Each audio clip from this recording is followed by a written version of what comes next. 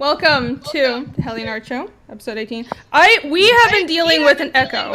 It's mostly been me. This is why we're late. I'm so sorry. I'm hoping it'll go away. This is terrible. Okay.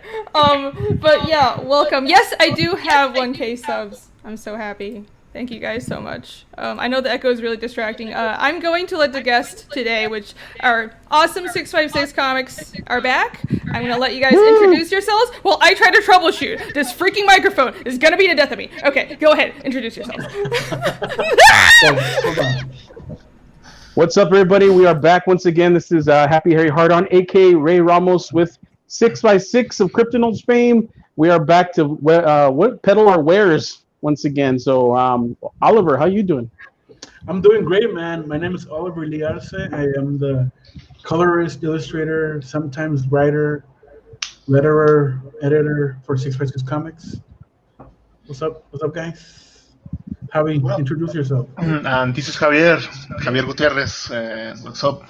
Actually, I think I was eager to be with you, Erin, because I was looking forward to making a fan art of your comic here. Oh shit! So I guess I'm gonna try. I don't know if I'm gonna complete it, make it like a full illustration, but let's see what happens. Oh, you're drawing stuff from a comic? What's that? Oh my god, this is terrible! There's two echoes. This is a professional establishment here, guys. It does sound like there are two echoes. Yeah, it's terrible. But all right, ignore me, guys. Ignore me. And I'm Vinny Tatamella. I am the newest member of 656. Thank you. Yeah. Good to see you, Vinny. Thank you once again for joining us. Always a pleasure. Say, this guy. Awesome. And thank you so much, Irene, for having us once again. We do appreciate that always. Of course, you guys are always awesome guests. This echo isn't going away. I don't know what the frick it is, so I'm so sorry, guys. Maybe I'll just talk as little as possible. Maybe that would help. I think you fixed it, no? Did I? I switched my. I've been switching between there's still. It's just less. So, okay. Sometimes it goes away after a while. As long as you guys can understand me, then all right. Cool. All right. So, our subject of discussion today is going to be what makes a good zombie story. And I don't know anything about making zombie stories, but our honored guest 656 Comics here are very experienced at it because they just launched Undead Border. Your second chance campaign for Undead Border. This is a book that has already been produced, and you're launching a second chance campaign. And by the way, the link is in the description. So I figured I would listen to what they have to say about what makes a good zombie story because I like zombie stories. I'm a fan, not the biggest fan, but I don't know anything about writing it. I never really thought about writing in the genre. So yeah, take us away. What is Undead Border about, and how did you come up with the idea? How does it set apart from other zombie stories? I saw on your campaign page that it's you describe it as Mad Max meets a bunch of other zombie stories. So it seems very unique. It's not just a ripoff of The Walking Dead, let's say. So tell us about this project. So wait, hold on. Before we do that, this guy right here, he needs to introduce himself. Right here, this guy. Oh, people know who he is. I don't know who he is. Who is? I'm also Mexican. So there you go. Then that's all you need to know. That's all you need to know. That's an awesome Mexican accent. All right then. All right, Mr. Burrito Incognito, whatever you want to call yourself, it's all good. That's some cultural appropriation there, Shame on you. That's the best cultural appropriation I have ever listened to. That's a nice one, Ray. I like it. What's up, girl? Can we please play the Crunchyroll video? Why do you want us to play the Crunchyroll video? Why do you want to ruin my stream with High Guardian Space? Hi, Alex VRB. Hello. What's in the Jane, show? what's up? Hi, some people in the chat. El Gargoyle here with his eggplant as ever. Yes. Tentacle Pinnacle. Hell yeah. So many awesome people. All right. I'm Awesome, going to be... awesome. I'll play the Crunchyroll thing as the ending. How's that? All right. I don't want to. I want to look at. I don't want to spend a stream having that imprinted on my brain. All right. So let me pull up your campaign and you. Why don't you guys tell me about Undead Border? Go for it, Oliver. Well, as you said, Undead Border Skipper Die is a combination of it's more like described as Return of the Living Dead, Mad Max meets Running Man. Those three aspects of the movies. It's what we're inspired of, no? And also it's that echo is really distracting. Just work through it, man. Just work through it. It also talks about life on the border, life on Ciudad Juarez. It's kind of an allegory of what happened during the. It's still going on, right? The cartel war and all that craziness over here, and we're using the zombie genre as kind of like a Metaphor. Metaphor, yeah, motif, whatever, of what's going on over here. So yeah, I'm not a writer guy, so it's hard to explain what this is about. But yeah, man, it is what it is. Zombies on the border, and Outbreak is very unique because it starts off by a tick infested dog. So it's inspired by true events because we had a dog like that, and we just looked at it and what if this dog bites somebody and it turned into a zombie? I mean, that's how the outbreak occurred, no? A what infested dog? A tick infested dog. Oh God, I don't actually know what that's like. I don't know if I want to know. In this part of the country, like ticks are a big thing. They're everywhere. They're not as bad as like in the woodland parts of the country, but in the desert, they're really, really small. They start off really small and then they get attached to something and they grow like massively. And yeah, it's messed up. And these guys have gone and done the research. We've all done the research as far as how a tick life cycle of a tick goes, what it goes through and everything. And there's a lot of stuff in this book that's actually based off of actual like real life science, because one of the contributors to the book is a doctor, is an actual doctor. What is he a doctor of, Oliver? He's I forget his specialty, but he knows his stuff. So yeah, he's a real doctor. he's a real some doctor. kind of doctor. That or I think. doctor. Yeah, Maybe. An evil doctor. evil scientist. Yeah, yeah. When we started this border, we just get the basic story, like what everybody knows, and what everybody grew to hate. No, the typical zombie story.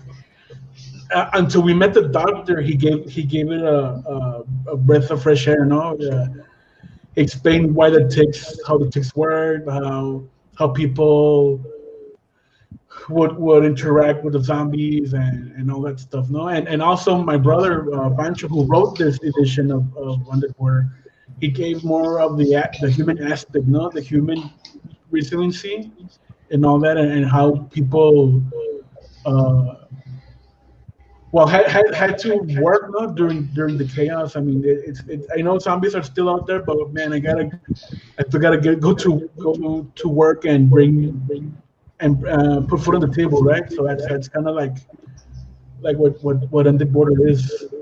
Yeah, the story kind of like touches on a lot of mundane things that we kind of take for granted, and which it puts it in a new perspective. Like Oliver's saying, like, oh shit, all this stuff's going on. The world is ending, but I still gotta get up and go to work. The world isn't over just yet for me. Yeah. So I gotta get up and go to work and provide for my family.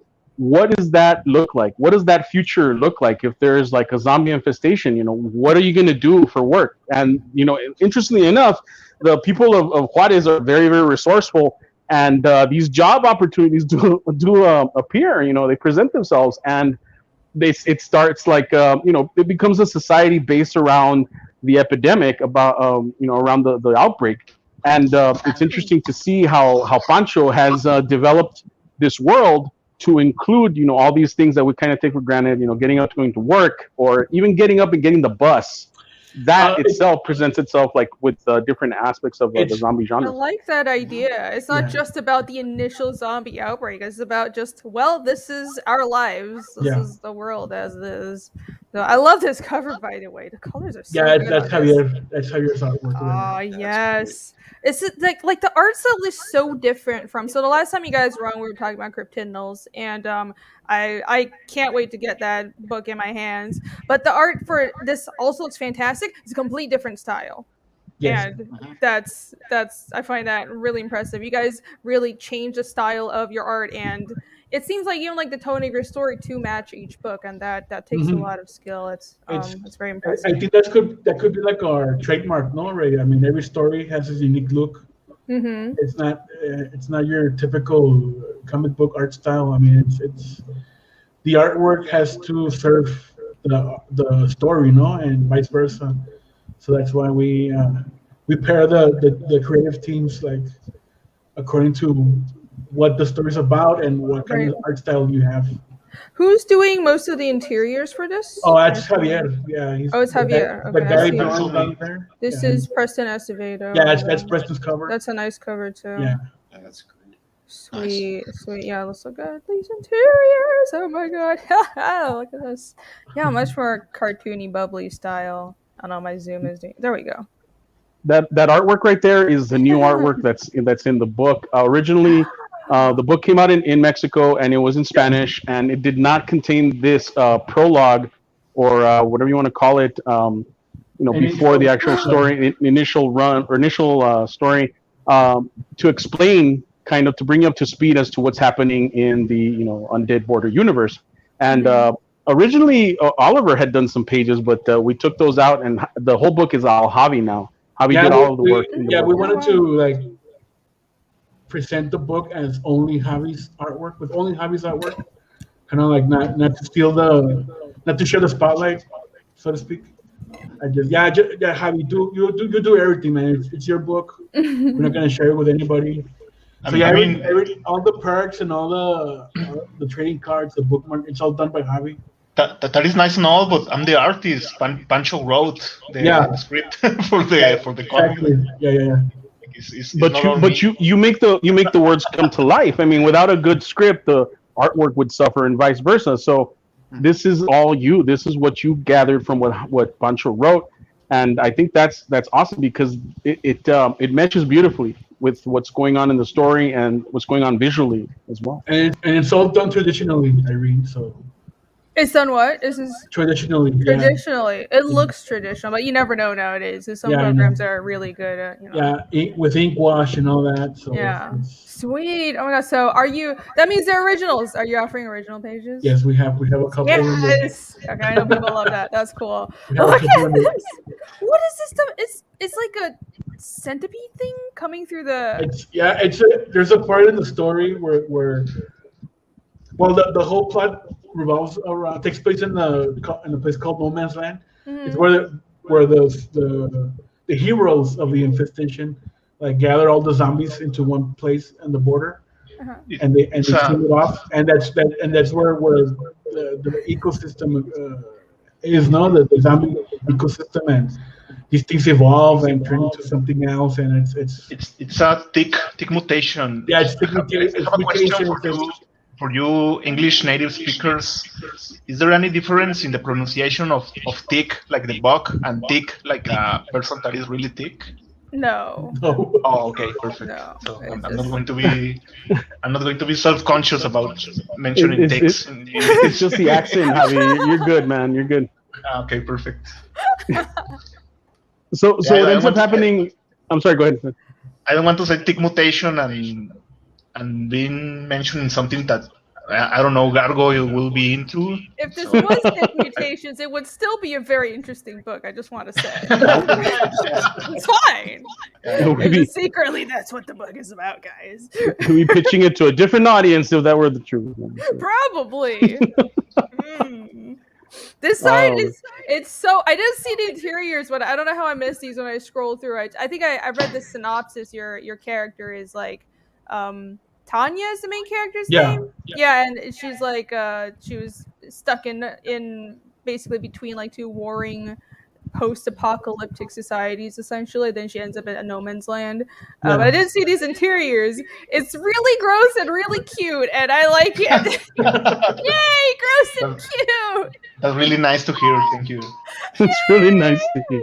I especially like this panel on the right side. I'm always looking for this kind of stuff in sequential art. Like, see, this is a panel 3 on the right hand page where that you shoot that slash from like inside the wound. I'm like, that's the kind of stuff where it's like you're using the medium of comics, and I'm always looking for stuff like that. I should do that. So because you're always thinking of like cool angles to shoot things from. That's how you have to think as a comic artist.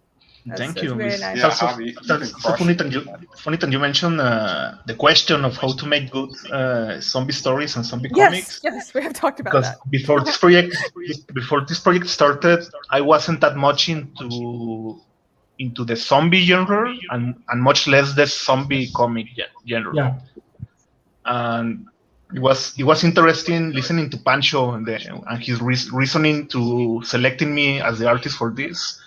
Because this was an already established universe, the Infestation one, the Undead Border one, but they had usually in the past used other kind of artists, like more realistic, or Dario, that is the Cryptinoids artist, but he has also a cartoony style, but his style is really different to what I do.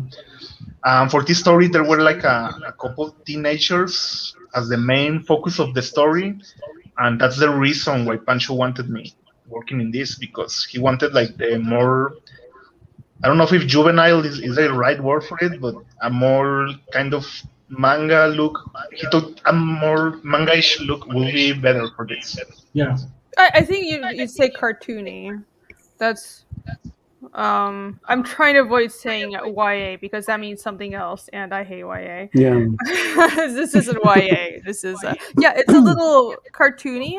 I guess it could be a little manga, but not the way that I put it is it's very approachable. Like you were saying, it's beautiful. It's beautiful and horrible at the same time. It's like horribly beautiful, but it's approachable. Javi's showing you like these people getting. No, there you go. But I mean, I say the same thing. Javi's showing you people getting ripped apart, but it's like cute. Like you can look at it and not be like, oh God, what's going on there? And that's what makes it so special. Exactly, it's approachable and people, like it. Obviously, they like it. So. I always have problems telling people what the hell kind of style I draw, because I think technically you could say I draw amalgam. It's kind of amalgam of Euro and manga style. I can see that. But that usually sounds super pretentious. So I usually just go with manga. I think manga is the easiest way people take when I tell them what kind of drawings I make. But yeah, I think you are correct, Renee. I think it could be considered cartoony. Yeah, I would say this is honestly, maybe because I read a lot of manga, so this doesn't seem that manga to me. This seems like cartoony European. So I think that's a good descriptor, because you have like the really realistic European stuff, but then you have like the more cartoony genres like art style. So I think this fits really well with you. You could just say that. And that bit of wash as well for the gray tones. Yeah, that leans more towards European for sure. Mm-hmm. Yeah, I appreciate it. That's beautiful, man. Disturbing but beautiful. Yes. There you go. Disturbing but beautiful. That's my favorite descriptor for comics. I like. All right. So 124 pages. That's so many pages. Yeah. Originally, it was gonna be 116, but like you said, we added more pages, more splash pages, more stuff to tighten up the storytelling. Right on. Yeah. Oh, sorry. Let me cut you off.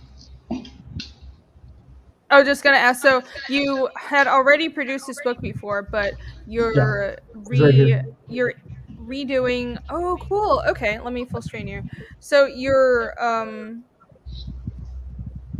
doing a second chance campaign, but it's not just a second chance campaign. It's with a new. I see that this is the same illustration, but with new colors, and also you're adding more pages. Yeah. So it's a whole new second edition. Yeah, it is a new different edition. It has a different intro, more pages, reworked panels, and that sort of stuff. So yeah, this is I think like 100 and I forget, like 120 something, and yeah, more or less the same. But this one had an intro done by me. I drew the intro, and I told Javi, no, you know what, Javi, just you draw it. Let's rework it, so the book could be just your stuff, no? Sweet. Oh, shit. He also made Sorry. me. No, He also made me I draw a don't little know bit. why. I will focus on you. No, I couldn't find the right screen. Yes, I know there's a. I'm sorry, I don't know how to pronounce your name. Grahovec. I'm gonna call you Grahovec. I know there's an echo. I don't know what's going on. This is terrible. I've been trying to fix it. I think StreamYard just being stupid today. So hopefully it's not too bad. I found the settings where it's least insufferable. All right. Well, very, very cool. What are you drawing there, Javier? Can you recognize already what I'm drawing, or you want to wait a bit more for? Okay, I'll wait. No, lost Oliver, Oliver. it's I think we had two echoes, and one of them is me. And one of them is like someone else. It's terrible. I'm so sorry, guys. I hope it's not like too terrible. Right, I don't hear anything. Yeah. So was it Oliver? It might have been. You still hear it? I hear a little bit. Yeah, there definitely is also I don't know what the fuck's going on, guys.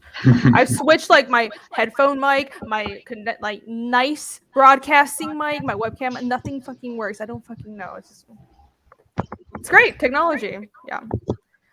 I don't. Let Oliver back in. Oh shit. No, he's not connected. Yeah. He dropped out. They lose power.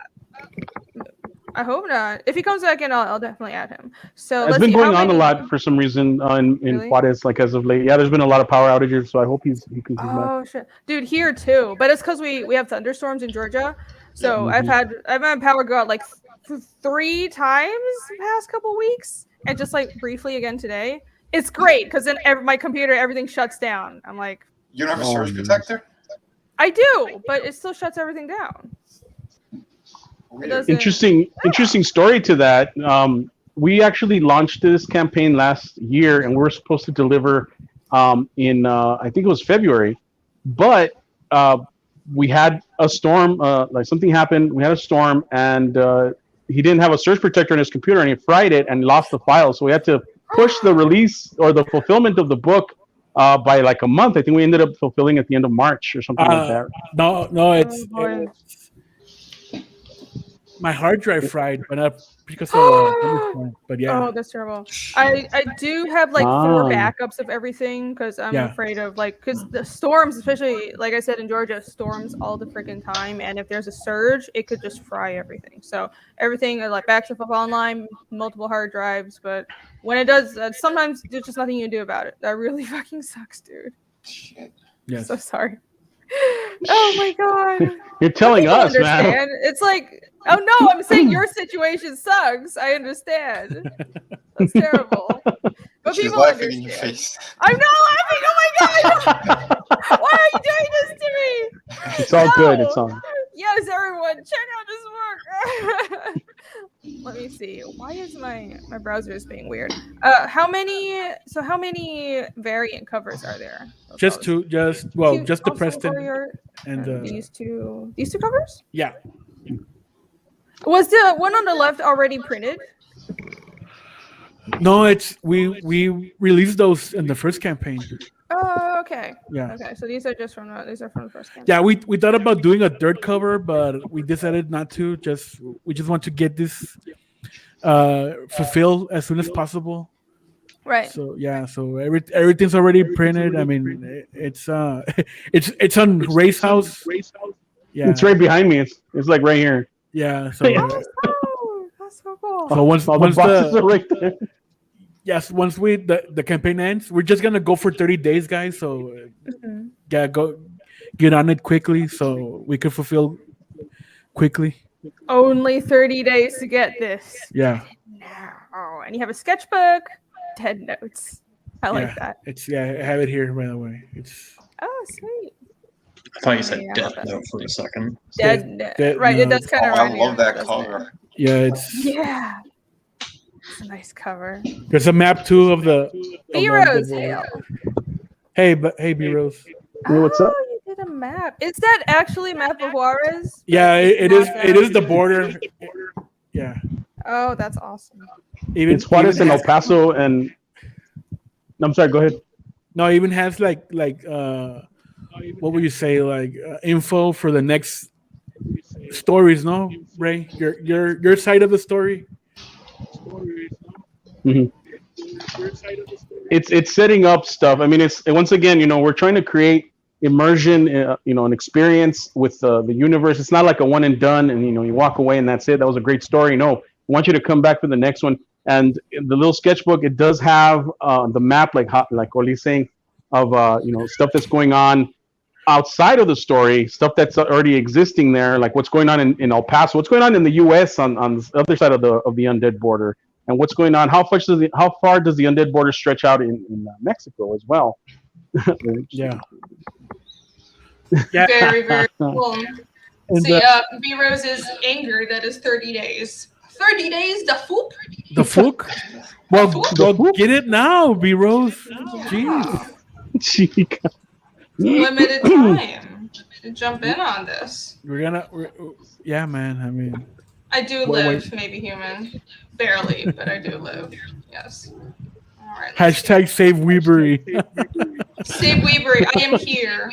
Do not worry. I'm here with the worst echo I've ever had on a stream, but I will save Weebury nonetheless. My God, this is really annoying me. Yes. That's weird. Yeah, that echo is like from hell or something, man. I know. I'm gonna kick myself and come back. Meanwhile, why don't you guys tell? We haven't really touched on the subject of what makes a good zombie comic. So let's play the what is this called? Oh, I should I should play the trailer as well. Let's do that. And that maybe it'll get a little bit of explanation through that. So. Yeah, all right, let's do that. I have to reshare though because let's see. I hate wearing headphones, by the way. I don't know what it is. I just switched between all my cams. I have my headphones on. It hates me. Before you leave, make only bigger, dude. Come on, man. I'm trying to lose weight, dude. All right, here we go. All right. There's a super guy. I'm impressed. Oliver and his writer really put together something that could have been like, just another zombie tale, right? On the border. But this actually really has some like incredible depth and characters. It's fun. It's rad. What they did with Undead Border was executed phenomenally well. You know what I'm saying? And it was good manga art. Undead Border. Escape or die.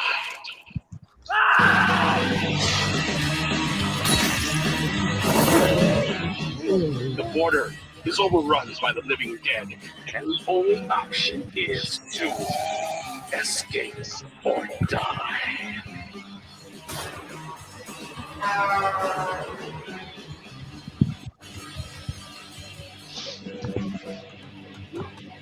Six by Six Comics brings back the dead.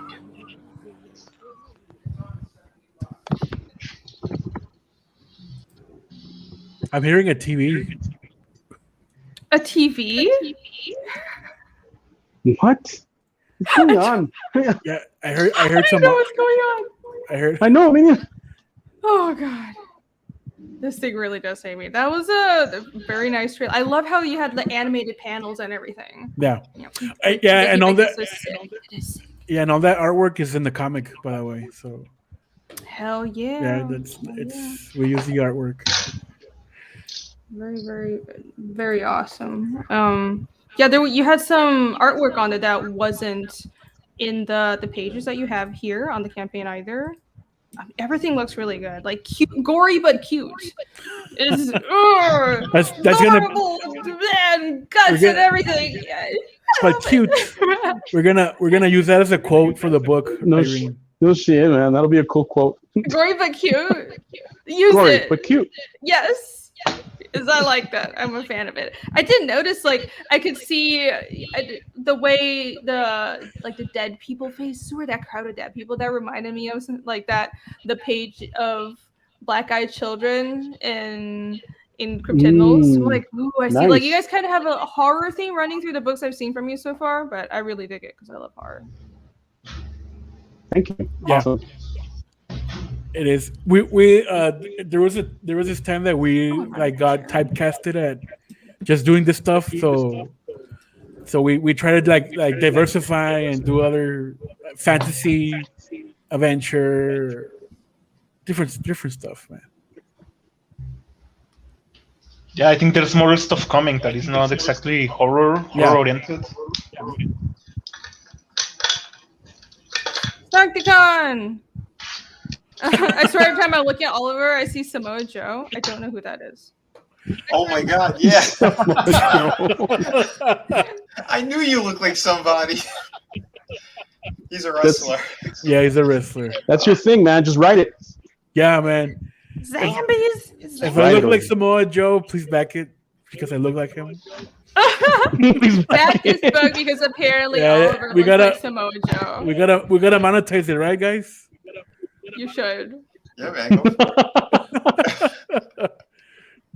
This is awesome. Let's look at the tiers that you have here. So Ray, let's get into the what Irene asked. What makes a good zombie story, man?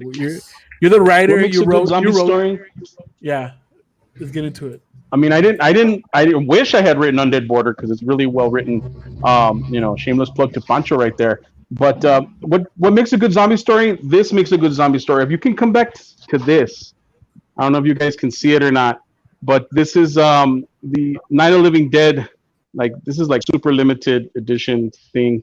Night of the Living Dead. I think Steve Bissett is the one that did the art. This is back in the 90s and stuff. And it picks up where Night of the Living Dead left off. But the thing is that's exactly the thing. Like, people want a continuation of that. People want that scope of storytelling, because what Romero did when he wrote Night of the Living Dead, along with John Russo, Dawn of the Dead, and then Day of the Dead, he created a world where it was very, very familiar to you, and you could put yourself in that position and be like, holy crap, what would I do in that position? And I think that really like gets your mind going, like, well, I would do this and I would do that, and I prepare like this and prepare like that. But if the apocalypse happens tomorrow, are you going to be prepared? Are you going to be ready for it? No, you're not. And I think that's one of the concepts in this story that really has the draw, because it's a good story. It's the continuation of life after everything has gone to shit. Like, everything is over. Like, what's the point? What's the point of living anymore if you're going to step outside your door and you're going to get eaten by a zombie, or worse yet, you're going to get infected by one, come back into your house, try to survive, you turn, and then you murder the rest of your family and turn them into zombies. What are you going to do? Kind of like what happened in 2020, no, Ray? More or less. Yeah, exactly. Kind of like what happened in 2020, that paranoia, there was it seemed like there was no optimism whatsoever. Everything was dreary and down. Everyone's going to get sick. I don't know what you're talking about. I don't know. I'm sorry, I'm sorry, Mr. Fauci. I'm a doctor, whatever. Dude. Trust the science. Is he a doctor? We're not gonna get into that. We're not gonna get into that. Is creepy as shit, though, Vinny. Hey, is I know that's better? Really good. He is. He's creepier than you would think. Tell her, Harry. Dude, that guy. Like, I watch him sometimes. And I'm like, is that guy even alive? Like no, my avatar is much creepier. His mouth is moving, but his eyes are not there anymore. He's just gone. Like, what's going on? You don't have the soul. He does have an empty look to him. It is unnerving. Oh, great! My Echo is still here, and my neighbor is also revving his motorcycle. It's great. Oh, I'm sorry. Fuck my life. This is a disaster. Your comic deserves way better than what I'm doing. You're good. Than this stream. God damn it! Don't get yourself up. But yeah, don't be a disaster like me. Go back this book and support 656. This is a kick-ass comic. Thank you. Thank you so much, Irene. We appreciate that. You guys are great. And yeah, again, I like horror, but I'm not particularly a fan of the zombie genre. But this looks like a lot of fun. What someone in your chat just said rings true. Tokomi LLC. He said you have Tokome. You have to engage the reader by making a character in a group likable or identifiable, and more importantly, flawed and believable. And that's exactly what is going on in Escape or Die. You know, we present to you a bunch of different personalities, and of course, you're going to be drawn to these personalities depending on how you've grown up and who you know in your life and blah blah blah. But the main character, Tanya, is very very likable, and you want her to succeed, and you don't want her to get eaten or ripped apart by zombies.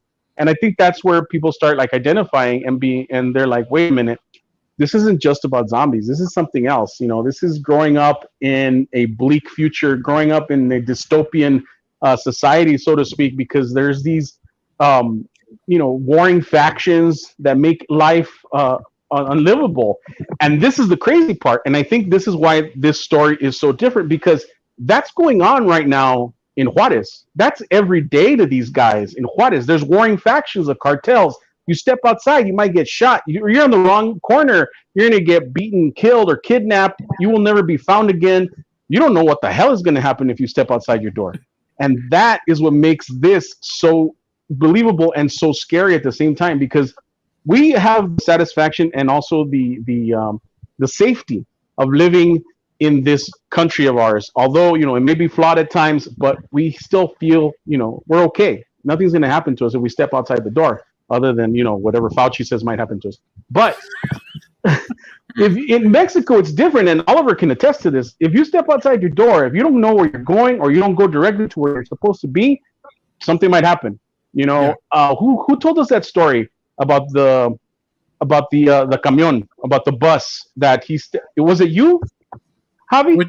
Which one? Oh, yeah, it was Javi. Javi has a very interesting story that's very, very true and happened to him, and it can be related to Escape or Die because of the situations that happened in the book. I don't know if you want to share that story, Javi. I think he's not here. Okay, well, I'm not going to say anything because it's his story. Did he just leave his drawing board there? Yeah, I think so. I want to blow up his screen, but I was answering, but I didn't realize I was mute. Sorry, Ray. You mean all the fuck up shit that has happened to me and a lot of us?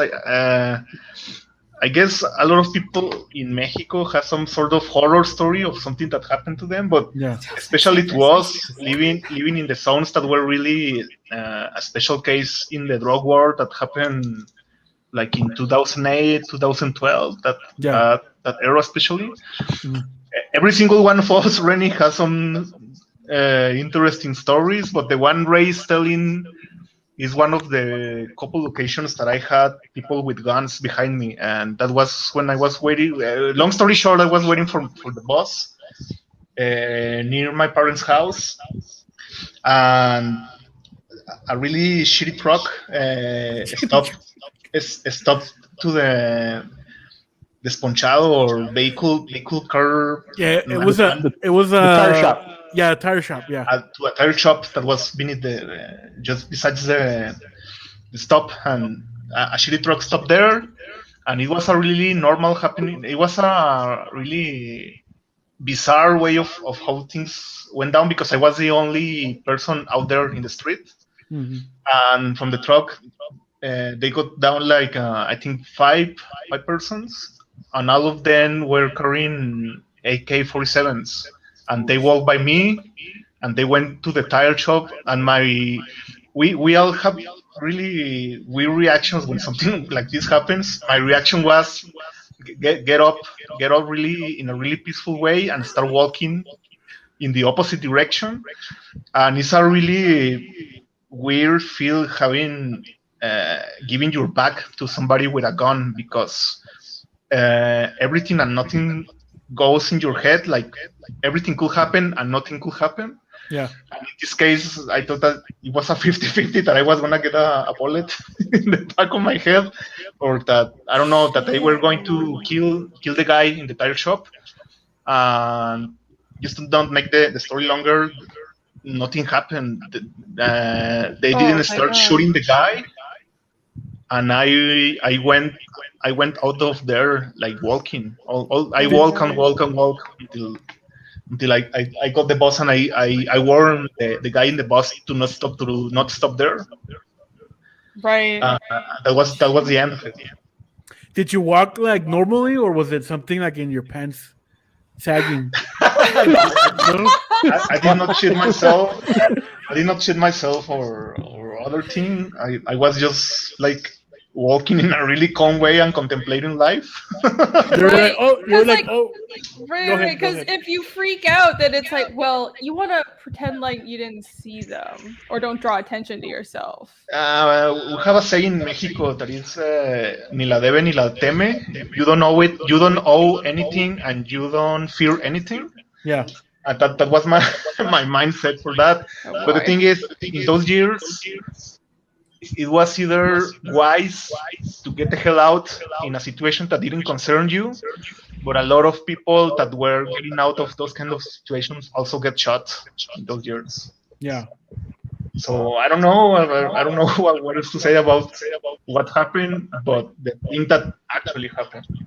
In 3 seconds, Oliver's life flashed before Javi's eyes. Dude, finish the drawing before you get killed. No shit, huh? I think it was before I was drawing. Yeah. Escape or Die. Yeah, man. Everybody has these kinds of stories, man, and that's crazy. It's crazy, man. It's. And to be sincere, I use a bit of that in the art. Yeah. Obviously, not particular experience, but everything as a whole. Because as I'm telling you, all of us has some kind of really weird or fucked up thing that happened to us. And Pancho really wisely decided to reflect a lot of this violence, a lot of this normalization of the things happening around us. And it's a really interesting book to read in the social aspect of it. I think we can get more into it, but what makes a good zombie story? We have discussed this in our streams a couple times. Yeah. My personal belief is that zombies are a really lame monster. They're a really shitty monster. But what makes... No, don't say that. You're trying to sell the book. No. Damn it. I really believe that. What are you doing? I think what makes the difference in good zombie movies or zombie shows or zombie comics is that zombies are always background characters, and what makes interesting the stories are the living and how they fill the world with life. The world building is the most important thing I believe in a zombie story. Right. Exactly. It's about how the living are dealing with a crisis. Yeah, I guess zombies caught on. It's just something. So I guess a lot of people really like the idea of zombies. Yeah, and if you want to make social commentary, it's a really good way of doing that it. too. Yeah. The thing is that we don't do the social commentary like boom, hit you over the head with it. It's very subtle. So when you read the book, you're immersed. You're like you're excited to share, this story or this experience with the writer that put you in the situation, and all of a sudden you start realizing like, wow, man, what the hell's going on here? Like, man, the city of Juarez is one of the main characters in this book, if not the main character. Love that idea. And that itself is something that's very different from other books as well, other zombie books, because Juarez is like this. Juarez is, I'm gonna say it, Juarez is fucked up, bro. Like anything and everything can happen. Anything can happen over there. Bastard. The first thing that they tell you, if you're in the military and if you get based in Fort Bliss in El Paso, the first thing that they tell you is do not go to Juarez. You are not allowed to go to Juarez. Period. Damn. That's what they tell the soldiers, and they're like, and they still don't listen. They're like, fuck it, whatever. We're gonna go over there because it's exciting. It's adventurous. You can like do whatever you want in Juarez. How do you explain it, Oli? I mean, there was this case. There was this news article that I think Afghan vet. He came. Hey, what's up? He came over here thinking he was all badass. Oh, I just came from Afghanistan and everything, and he got shot over here. He died because he was messing with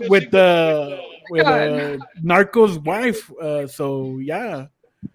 So he got. Wait, what? He banged a narco's wife? Yeah, he was. He was. Oh, that's not smart. I mean, Yeah, man. die. So Yeah, that's Jeez. That's not. Let alone a Not. cartel. No, Shit. don't.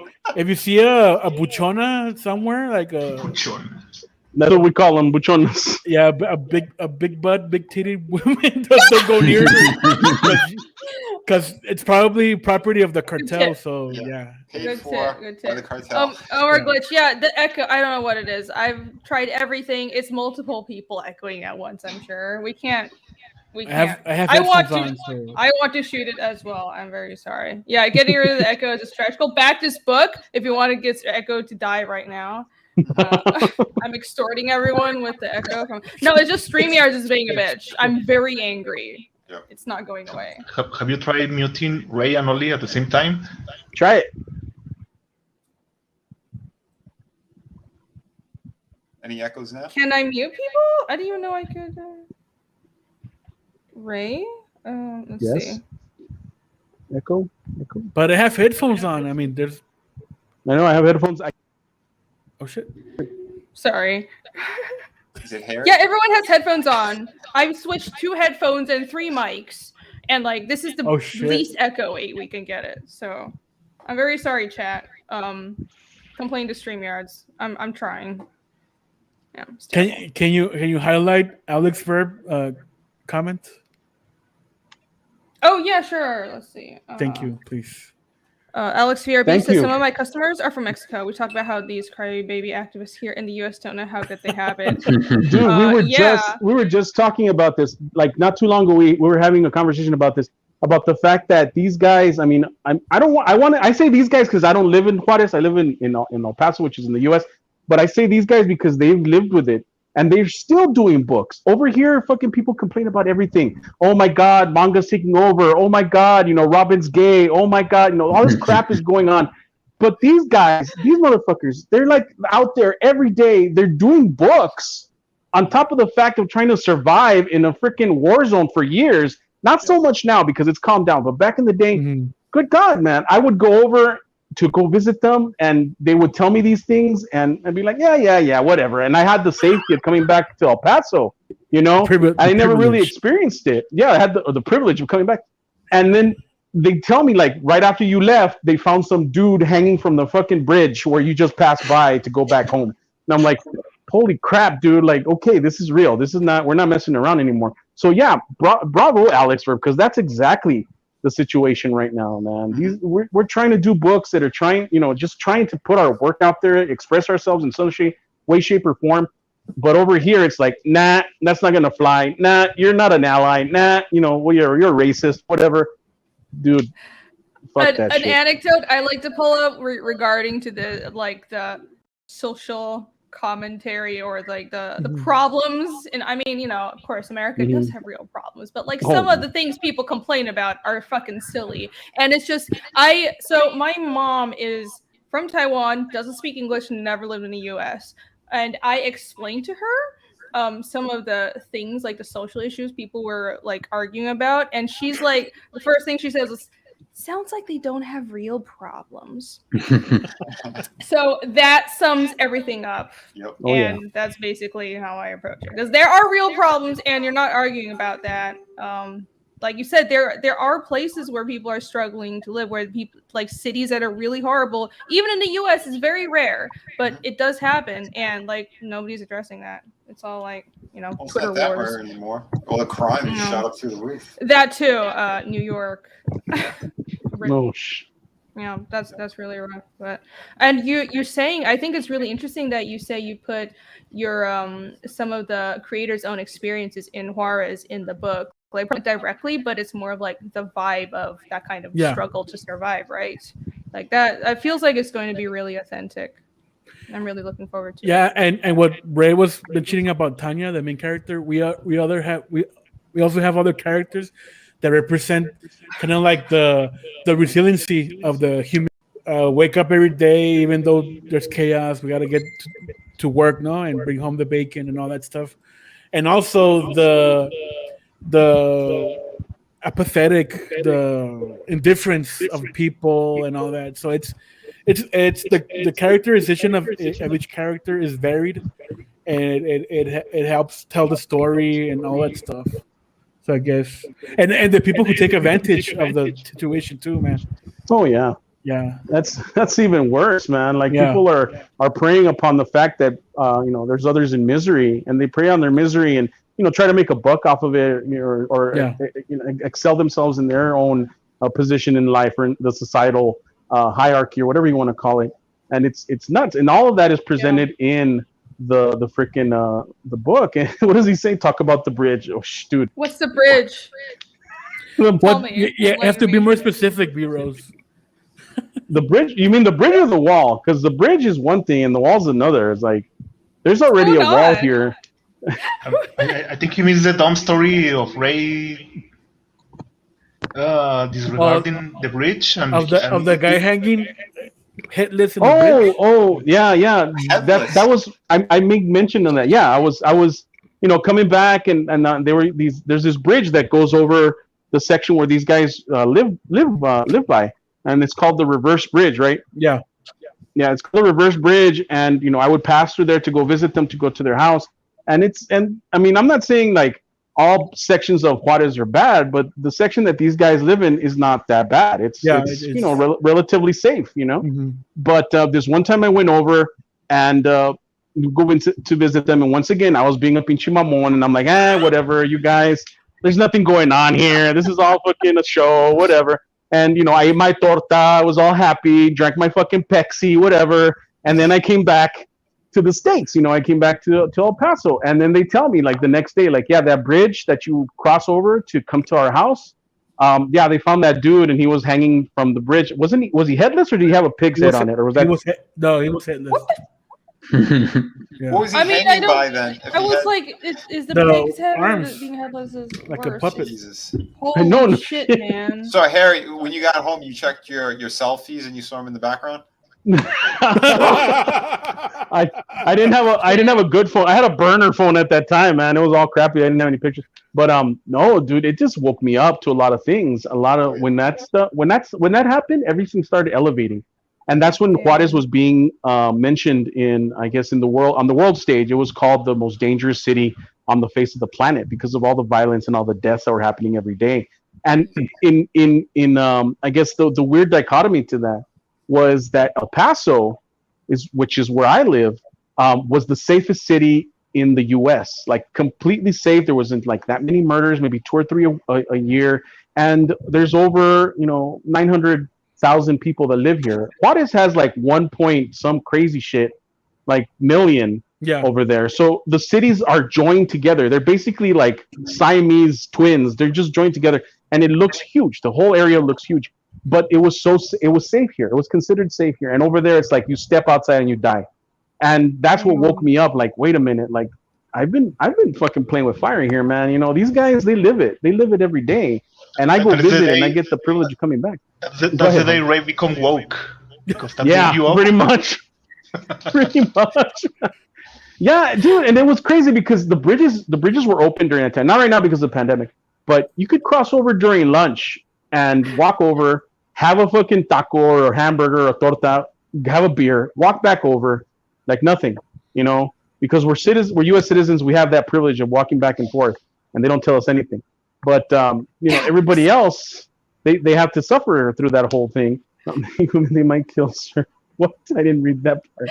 Oh, they might kill Sir, but at least I'll respect Sir's pronoun. I'm not sure they There would you go. respect Sir's pronouns. It's possible. It is possible, yes. But it goes back to the whole privilege thing that you're talking about, and it's true.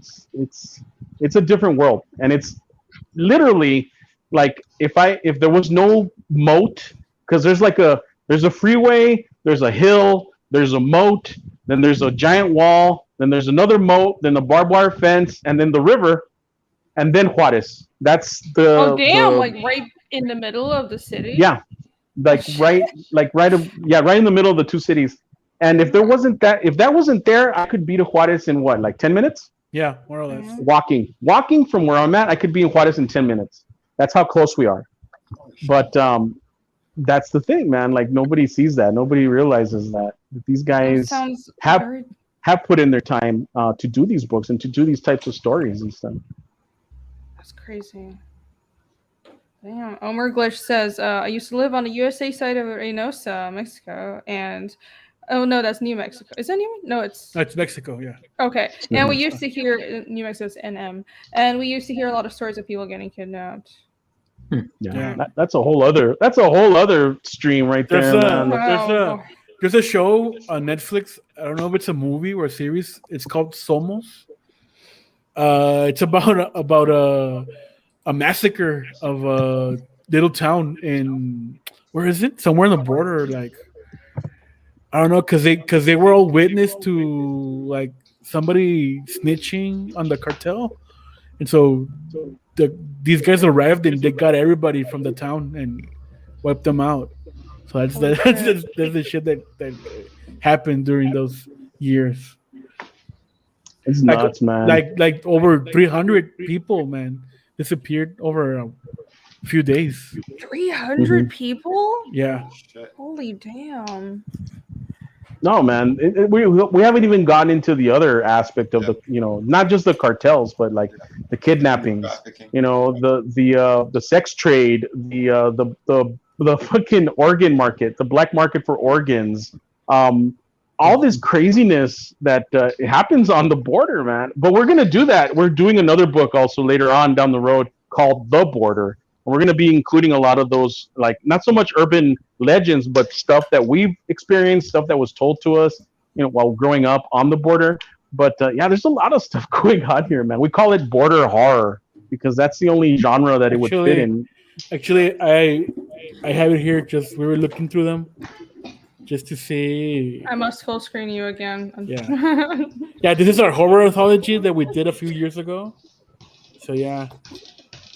So yeah, we're gonna do our next campaign is gonna be like a collection of the best stories from these 4 issues. So yeah, that's the next horror offering we're gonna do. Hell yeah, you guys got a couple backers. B Rose is back. Contraband 29. No, stop bullying me in the group chat.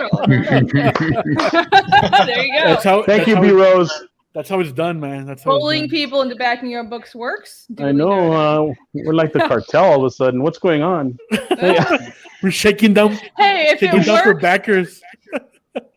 Whatever works, whatever it takes, right? You got and Paul Q also backed. So thank you. Yes. Man. Thank you. Hell thank you so much. Awesome. Fantastic. Hold on, I'll be right back. I gotta check on the dog. Okay. I think Echo did get better once I stopped sharing. I don't know what it is. It's still kind of It's crazy. It's crazy. I just realized Javier is trolling your character, Irene. Is that? Yes, it is. I was going to. I don't want to full screen him yet, but that's really awesome. I was really I like the style. I've been seeing it in the corner. I was like, okay, we're focusing on Undead Border. I shouldn't talk about that now, but that was really great, Javier. Okay, let's focus on 6x6. Okay, let's go back. Yeah, the damned echo seems to go away when I stop screen sharing, but I wasn't even sharing audio with Donut. StreamYards, I'm gonna kill you. Okay. Down, Jesus. No, StreamYards is bullying you to pay the premium subscription. Well, she hit into it. Well, monetize me, YouTube, and then I'll buy StreamYards, and you can stop bullying me and being a bitch. Maybe Human says, dude, it sounds like your horror comics just describe your life in Mexico. Well, yeah, dude, we have to write what we know. I mean, it's... Yo, I do find that really interesting that maybe I just don't know that much about Latin American or Central American comics.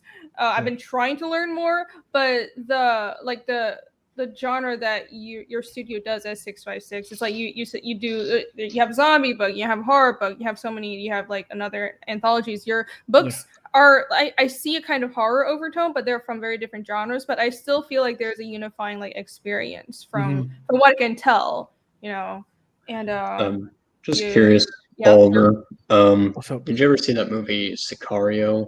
Yeah. Was that accurate about the cartels? More or less, dude. I mean, I'm a big fan of those two. You remember when we mentioned what was the most realistic part about Sicario? None of it. The less realistic part about Sicario is the narcos living down there in Juarez. All the narcos, they live in El Paso and the U.S. and even the corrupt politicians. Like it is, everything in the movie is really accurate, except the bad guy living there in their luxury house in Juarez. Nobody lives here. It's everybody's like remotely secluded, big house and all that. Or in the U.S., they live in the U.S. Oh, wow. Because they feel safer over there. What the fuck? We're talking about drug lords. Yeah, sure. They feel safer. Yeah. Bureau says went to Guatemala to visit family, got pickpocketed by some little shit. Well, honestly, pickpocketing is just like most of the world. Like, okay, I dropped my phone when I was at Home Depot the other day, and I'm just like, oh no, someone must have took it, because that's my first instinct, because I'm not from America. But then I went to the lady at the counter, and she's like, oh no, people don't take phones. So you just let's use Google search, find your phone, and it's just go look in the help desk, and it was there, and I'm still not used to that.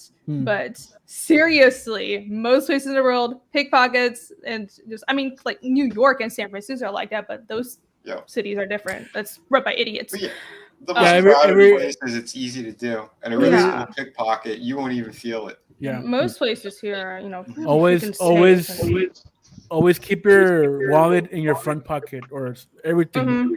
Yeah. I'm still super paranoid about that. But I mean, and you still should be careful even if you're in a safe city. The Echo is back with a vengeance. It is. I think it was Ray. Was it me? Oh my god, all this time? Yeah, it just came back. Okay, I'm gonna leave and then I'll come back. Okay. Oh no. There we go. I was so I watched a lot of like true crime. It was Ray all the time. I blamed Chimera, I blamed Ollie, and it was Ray all the time. Oliver, I told you it wasn't his fan. It was him. It was. When I said mute Oliver and Ray, I meant Ray, but I didn't want to sound harsh. Eric and Abe, I don't want to know how that happened. Oh shit! I got pickpocketed in Italy at a nude beach in the nude. Where was your wallet if you were nude? Did they pickpocket your prison wallet? Is that what you mean? Oh my god! And then it was Andrew Cuomo. Oh boy. Oh, yeah, Italy is special from what I've heard. What I've heard is like Europe is like nice, and like even like France, people are like, yeah, it's nice, but it's also like there's underlying chaos. It's really weird. I've never actually been to mainland Europe. I was gonna go last year, but then the apocalypse happened. Prison wallet. I heard there's in Madrid, I think there's this like cartel called the White Mimes. They're there in the plaza, so like creeping. If you're taking a picture of a building or something, they creep in, and if they take the picture, you're like, they obligate you to like give them a tip or something. So it's like, or else they like harass you or get violent with you. It's just crazy, man. That's nuts. Yeah, Eric, not a big city. I mean, I'm near a big city, but not like in the major city. Yeah. Oh, yeah. There are definitely parts of the U.S. that are shitholes too. Oh shit! Yeah, you're Eric the Guapo now. Cool. Eric the Guapo. Yeah, I've noticed you changed your name. we're You should be El Guapo, Eric El Guapo. Yvonne, you should come on if well, we're full now because Ray is coming back on, but right, it's a usual co-host AC and Nick. They live in Colombia. They can't make it today. Yvonne is actually he's also in Bogota. I was like, I'd like to hear. Wait, AC and Nick, they went to go visit Juarez. Oh God, no! Don't come back. Ray's back here. Let's see. Is this better? Speak. So is it me? Was it me? It's better now. Yeah, we fixed it. Oh my God! 1 hour. 1 hour to fix it. Let's start the show again. I'm so sorry. Just when you didn't know. Just when I had the perfect joke for a zombie virus with the echo, now you fix it. Yeah. You can still tell it. No, it wasn't good anyway, so it's fine. Oh God, you're stressing me out so much. They're saying it was fixed. Who said that? Have you ever run into Vatos Locos or Tres Puntos? Es la onda, bro. Es la onda. Actually, that's a real thing. La onda is a real thing, so be careful with that shit. It's scary. There was actually speaking of which, there was actually like what was it? Like maybe 4 or 5 years ago, there was an assassination right on the freaking border, like right by where I live. There was it was a what is it called? The ones that they watched the prisoners in the prison. Warden, a warden? Not a guard, but there's another word for it. I forgot. Warden. Not a warden either. But this particular person, was abusing some of the prisoners, and the guy started messing around. Yeah, like it was a CO, yes, a correction officer, and he was messing around with the prisoners. He was being an asshole to them. He was like beating some of them, and one of the dudes was a higher up guy in the Aztecas, and the Aztecas are nothing to fuck with, right? Yeah. And they put a hit on him, and the hit like they waited, dude. They waited a while, and apparently that dude went over to Mexico to a wedding. Yeah. And he was with his wife and his kids, and they cornered him on the freeway, because there's a freeway that runs parallel to our freeway on each side of the border, and they like surrounded him as he was driving, and they took him out, dude. Like ugly, nasty, took him out. And the U.S. got pissed, and they launched an investigation, and all of a sudden they found like, oh, there was some guy in prison that ordered the hit, and it wasn't even the same person. And all this I know because of someone that I know that gave me this information. But yeah, they just pinned it on somebody else, and case closed. They washed their hands of it. Nothing ever happened. But wow, the authorities didn't want to deal with it. Yeah.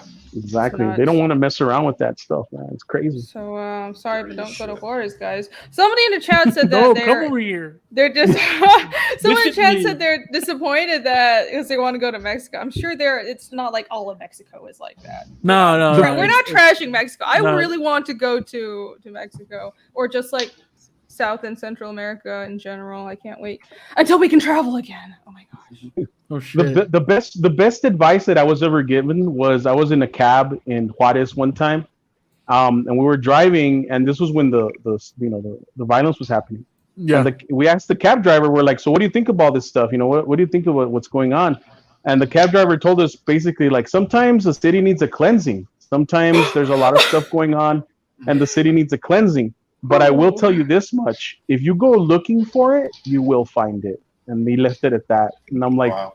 Okay, well, that's good advice then. So don't be afraid of going to Mexico, but if you're looking for something, you're going to find it, Yeah, no, I'm fine. I don't look for shit. But really, I'm thinking that you are a huge medieval fan like me. I think it would be wise for you to write down Guanajuato. That is the one city that blew me off, because it was so more impressive. Cool. Yeah, I just want to go to see old blew my ruins. mind. It really blew my mind, and in terms of it was like visiting a medieval town, but it was a whole city. What is it called? I'm gonna put it in the private chat, but people are gonna put it in chat, I think, also. Yeah, you should put it in because the chat. I don't know why the tourists from Mexico always tries and mention that one town, the definition of Pueblo Mágico in Mexico, the one Pancho wanted us to go only, San Miguel de Allende, but I think that one is lame. It's like a one-story, unidimensional kind of city that is more like for boomers. Guanajuato is like it's a huge vertical city. I was reading your the chapter 1 of your comic, the half of your chapter 1, because it's not full on internet. Oh yeah, It kind of reminds me of the city that is over a rock. Oh, okay. It's a bit like that. It's a really vertical city, and it's really impressive to traverse it. That's cool. Okay, I'm gonna go. I mean, there's some really fucking beautiful places in Mexico. Honestly, I just want to go see like ancient ruins and stuff. But medieval cities are cool too. Yeah, tell me. I'll go. Yes. Happy. Tokume said, I used to spend my summers down in Tecate, California with my dad who owned a ranch down there till I was about 22. Mexico is not what people think it is, and the cartels are very real, but the people are cool. Yeah. Totally.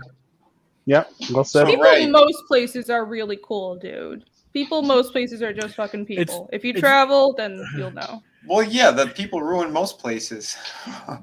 Well, it's like people in power, and it's like a small amount of crazy people that make that cause problems in select areas. But like most places, people are just people. Just maybe they speak a different language, but that's it. Yeah. This reminds me everywhere in the world. Yeah, of a time that Pancho went to, I think, Michoacan with that time his family, and they were at a picnic. They were eating out and all that, and the pickup truck just arrives now, and they all get out of the truck, and they're all having AK-47s, and they talk to them. Hey guys, after you finish your picnic, can you please clean up? We're trying to keep the park clean, so please. And they drive off. No, that's like the Punisher show. Yeah, they go to the park. Yeah. So yes, I think I will keep the park clean now. Yes, don't worry about it. Yeah, and then thank you, sir. They picked up after themselves, and they started like no shit picking up the trash from other people, just to like, oh yeah, let's keep it clean and get the fuck out of here. Holy shit! Wow. But did they finish their picnic?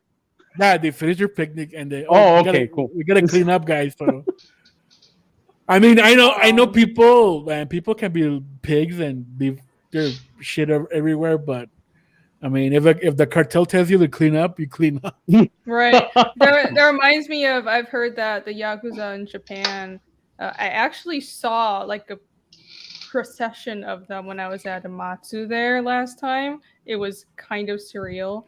But like in some areas, they generally leave normal people alone unless you fuck with them. And they have like a code, and it's not like, not all gangs function the same, but the Yakuza are very organized, and it's like a lot of the places where it's like legit law enforcement, if it doesn't take care of something, then the Yakuza steps in to keep order, and sometimes they actually help the local community, when in times of crisis, like when there's a natural disaster and shit breaks down, like during the 2011 earthquake. In some places it was the Yakuza organizing resources and helping people. Not always, of course they do a lot of shady shit, but it reminds me of that.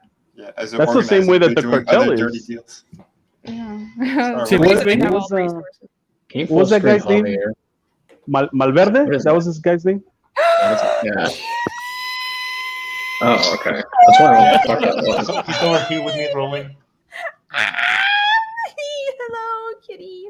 That looks just like a cat that's been coming to my house. It's a stray cat. It's so cute, and I keep on giving it food, which is probably why it keeps on coming back. That cat. This one is mine. He even has his bet tag, badass tattoo, because he got, how you say, Oli, los huevos mochados. He got spayed. I didn't know they got marks. Oh wow! I think in here they like clip the ears or something. No, over here they put tattoos on them. Oh, okay, cute. Yeah, they're more hardcore. Little baby. Like they're more hardcore. Give you tattoos as well. I'd rather they be tattooed than have their ears cut. That's a little like, I don't know. Kato. It's not Kato. Kato. No, tampoco. It's Gato. Fuck that cat. Dude, he's gonna get pissed. You're pissing him off. Leave the kitty alone, Oli. No, cute kitty. He's gonna rip up the artwork. No, don't rip up. Highlight El Padrino's comments. El Padrino, a ver, what did he say? That looks just like a cat. We're gonna have to see a cat. Yeah, I'm real smart, guys. Me real smart. Did I say that? I don't even know what I said. I mean, I probably did. This right here, by the way, is beer. So there you go. Okay. Yeah. Hell yeah! Cheers! Back this mug, everyone. This is a good nice, mug, isn't it? Awesome. I love this mug. It's fucking great. I'm embracing My Viking fetish.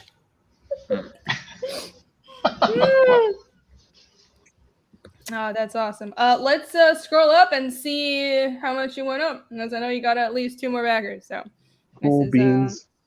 Cool. 27. Only 27. Come on, you got 3 shit. backers. Awesome. Yes. Awesome.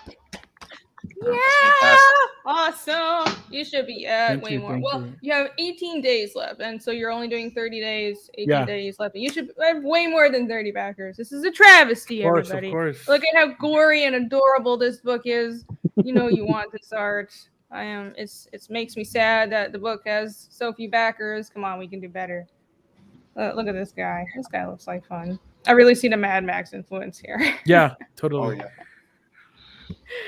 And like all of your, I was going to say we should talk about your tiers real quick as well. But like, all of your campaigns have really nice graphics, and it's a subtle thing, but it matters a lot. And I noticed for Cryptinals, your graphics are really nice. Like you had the little scrap paper look to everything, and the little cryptid profiles and the little paperclip graphics on everything. Yeah. And like this is themed a different way. I'm not sure what the like that reminds you of like Hollywood lights or like makeup table lights. It's more nice. It's more grindhouse. It's like a marquee. Yeah. Like, okay. Like 42nd Street grindhouse. Right. Type of thing. Yeah. Cool. And that is all Oliver and his brother Dominique, because Oliver is a really good graphic designer, and Dominique is a really good animator, and he does logos also. Yeah, he did the logo for this book and the Cryptinals too. Yes. And he does our trailers too. So. Oh yeah, that's shout out. Big shout out to this take guy. Advantage of your talented family, unpaid labor. It's the way to go. I approve. Let's zoom in a bit, see if we can take. Oh, it's being weird. Okay, I just wanted to see these a little closer. Yeah. Tell us about your perks, I suppose. Yeah, so Undead Border Jumper is like the complete package. We offer the both covers. We offer the Spanish edition, the Death Notes, which is a supplemental sketchbook, and fanzine. It has like lore of what the Undead Border is. A sticker, a transparent sticker, a trading card, and a bookmark. So that's the complete package there. Nice. And if you purchase this, there's an add-on that's a 6x9 sketch by Javier. Ooh. So you could add that to your order too.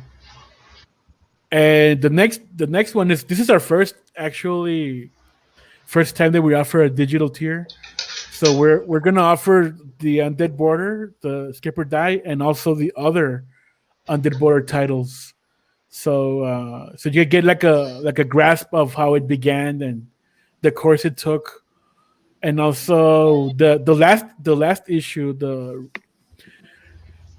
one at the what is it, the right that's gonna play a part at volume 2 of Escape or Die.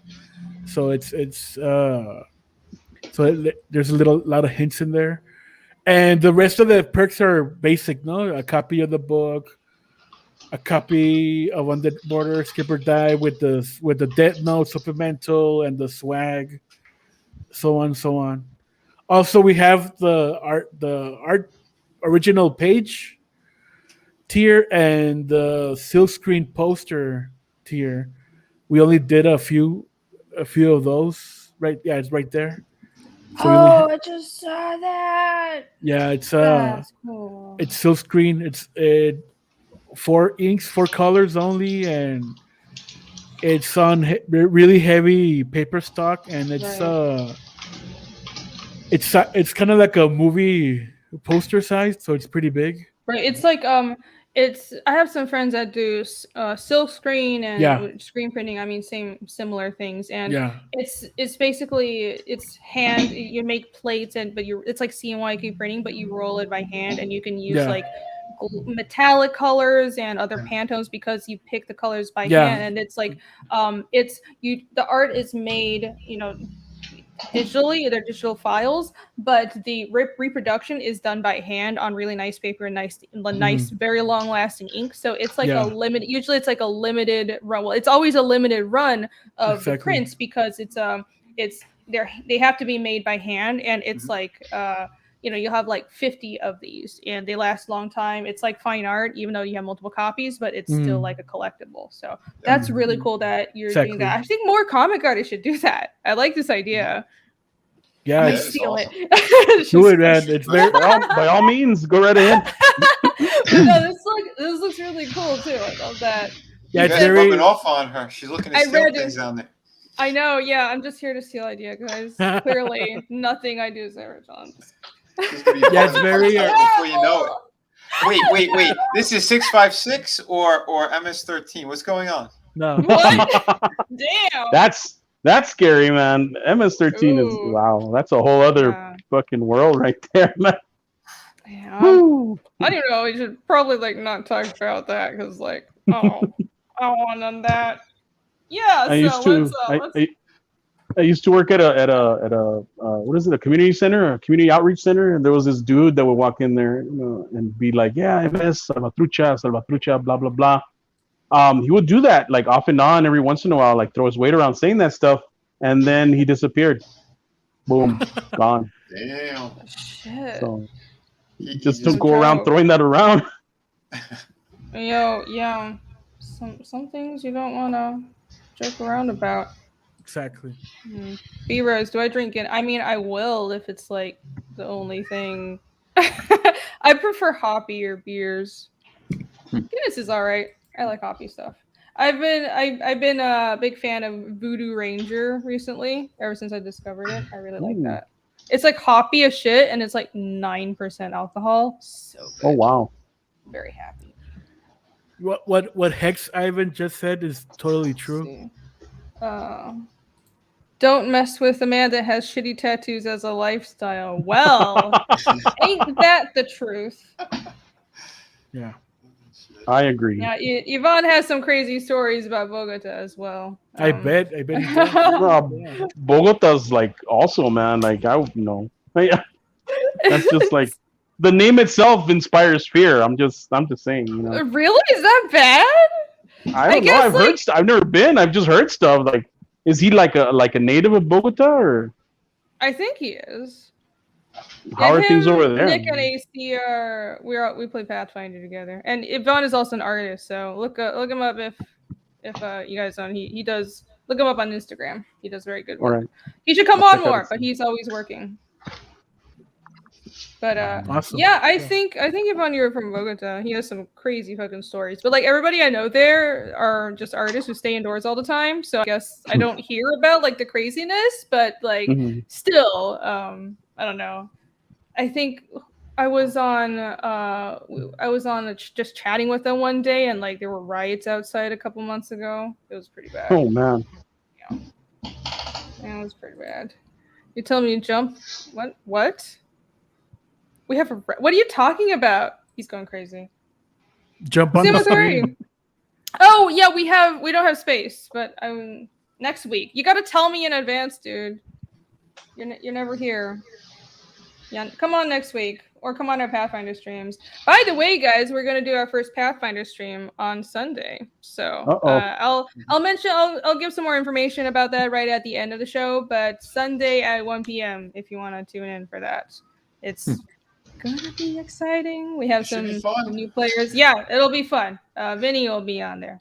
Yeah, Vinny and Sugar Chris. Yeah. Oh, and cool. Thank you, Sumathori. I'm going to do a 1K sub stream, I think, but I'm really busy this week, so maybe sometime next week. I don't know, but I'll do something. Yeah. I want to check it out. I'll check out that stream, hopefully.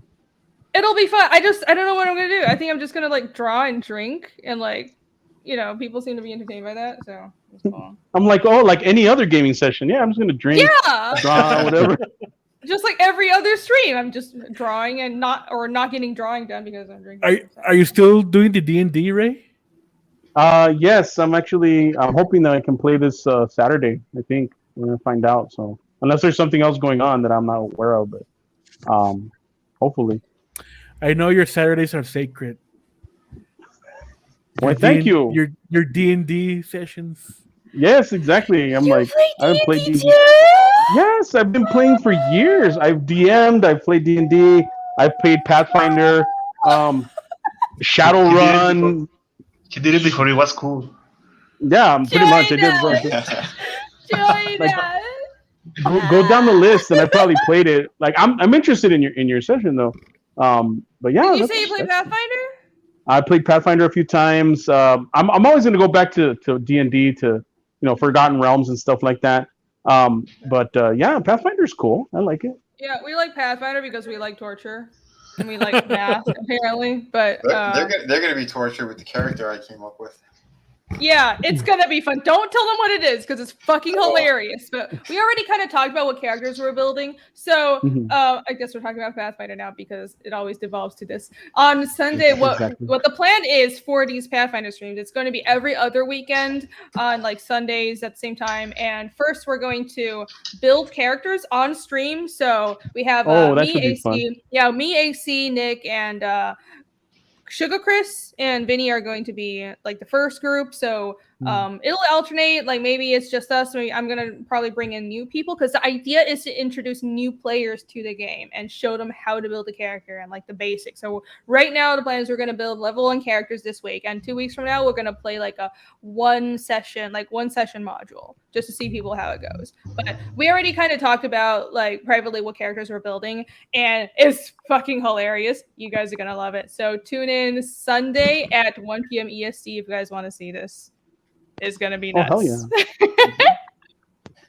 I'll check it out. I can't wait. Hell yeah. Yeah, you should. What time is it going to be again on Sunday? 1 p.m. Can you make it? All right, no, I'm just double checking. If you can, it's cool. I'll put you on the next one. It's too early for us, no, Ray? At 1 p.m. Man, on a Sunday. Eastern, no?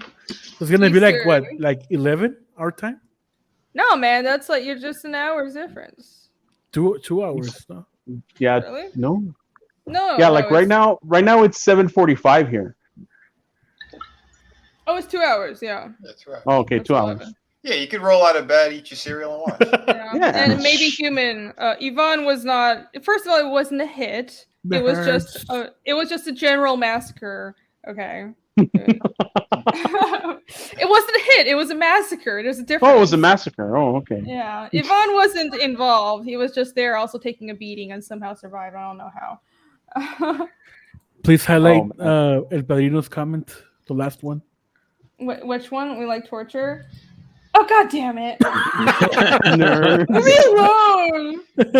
Let's go back and talk about comics. Oh my god. I know, God. Other nerdy shit. No, talk about comics, not games. I forgot Oliver doesn't identify himself as a nerd, huh? What? No. How dare you? I know, man. My channel. I'm just kidding. Yeah, Shadowrun. Woo! I love Shadowrun. I really want to try that, but I haven't gotten a chance yet. Shadowrun is really fun. It's Cyberpunk meets D&D. That's all it is. So yes, I really want, but it's like we're playing, so we don't have like a campaign in Pathfinder. We simultaneously have about like 3 campaigns, and we each have like 5 characters that we alternate between. It's a little intense, so we haven't had time for Shadowrun, but I really want to try it. 5 characters. Yeah, we're a little crazy. I'm not gonna get too into it, but yeah. So we just, because depending on who can show up for the campaigns, we keep on branching off, to like, let's try this module in this other part of the world, and they're all kind of tied in together. But we'll like sometimes it's like, let's do a separate module just to introduce like this character's backstory, and then like the other players who we're like, well, let's just build new characters to help you play through this campaign for like a new player and stuff, and then we end up like just expanding this into like a 1-year-long thing. So man, we're a little intense, but it's I remember the campaigns that I would play, and they would go on for years, literally years, and they would never have any like endings, man. It just kept going and going and going. The last part of that campaign that we played, we called it the Holocaust Campaign, because I guess the he got tired of us, right? So he put us all in prison. And for about 2 months, dude, all we did was RPG inside of prison. Like we're just role playing inside of fucking prison. God! Okay, One just of the say guys, you don't want to play anymore at that Yeah, point. What kind of one DM of the- does that? one of the dudes that was playing with us, he literally killed his own character. He killed himself in the campaign. He's like, I snapped my neck. I'm out. Later. And he left. And he never came back. And we're like, wow, dude. It was intense. So yeah, that was just grueling. Shit. It was all Wow. over. Yeah, man. It was slightly fucked up. He's like, I'm done, nerds. Right. I'm Fuck out. this Deuces, shit. nerds. Thank you, Padrinos. My pronouns are nerd and nerdo. Nerd. So nerd, I need nerd. everyone to respect those now. If you don't, I'll be so angry. That's I'll right. forever cancel you. And Alex VRB says, just to try to stream D&D, I once played a Halloween one-shot where the city was being overrun by zombies. There you go. I went out in a blaze of glory. Cool. Yeah, Awesome. you Those got are to the come best. out at our Pathfinder stream sometime as well, because I know you play a lot of D&D, so that would be really cool. Yeah. We have had our fair share of experience with undead in our campaign, but usually actually undead in D&D, well, at least in Pathfinder, is like a lower level thing, unless you're dealing with sentient undead, like liches and shit. But like, I don't know, once you get past like level 4, they're not that scary anymore. It's like, oh, it's more zombies, one shot. Do you have any of the monster manuals for the Pathfinder books for the new one? I don't, even though I really should. But actually, the cool thing about Pathfinder is all the resources are online, so you can just go on There's, D20 PFSRD. There's an entry for La Llorona in the Pathfinder campaign. Like you can actually have her as a monster that you encounter. Oh my God. If you want to look it up, it's interesting because my friend we were playing Pathfinder one time, and he showed me. He's like, "Look, check it out. La Llorona has her own entry." I'm like, "Holy crap, man!" And it was intense, dude. Like you can't just like fight that character one-on-one or that monster one-on-one. It's crazy. Oh, I just found it. Holy crap. I'm posting the link. Go, guys. Yeah, so I'm posting a link to D20 PFSRD. It's most of the resources for Pathfinder are on the website. So, and except for like, GM exclusive, like mod, like campaign stuff. But if you guys want to nerd out about stats and shit, Yeah. go on there. Yay! Math! Okay. So anyways, Alice Jeremy says Shadowrun has a pretty steep learning curve if you don't have any background in similar systems. Right, yeah, I've heard that too. But I don't know, we've been playing Pathfinder for like 5 years at this point. I think we can handle it. Awesome. Yeah. All right, so back to this book. I did want to say I love that sticker. Oh, that sticker is fucking cool.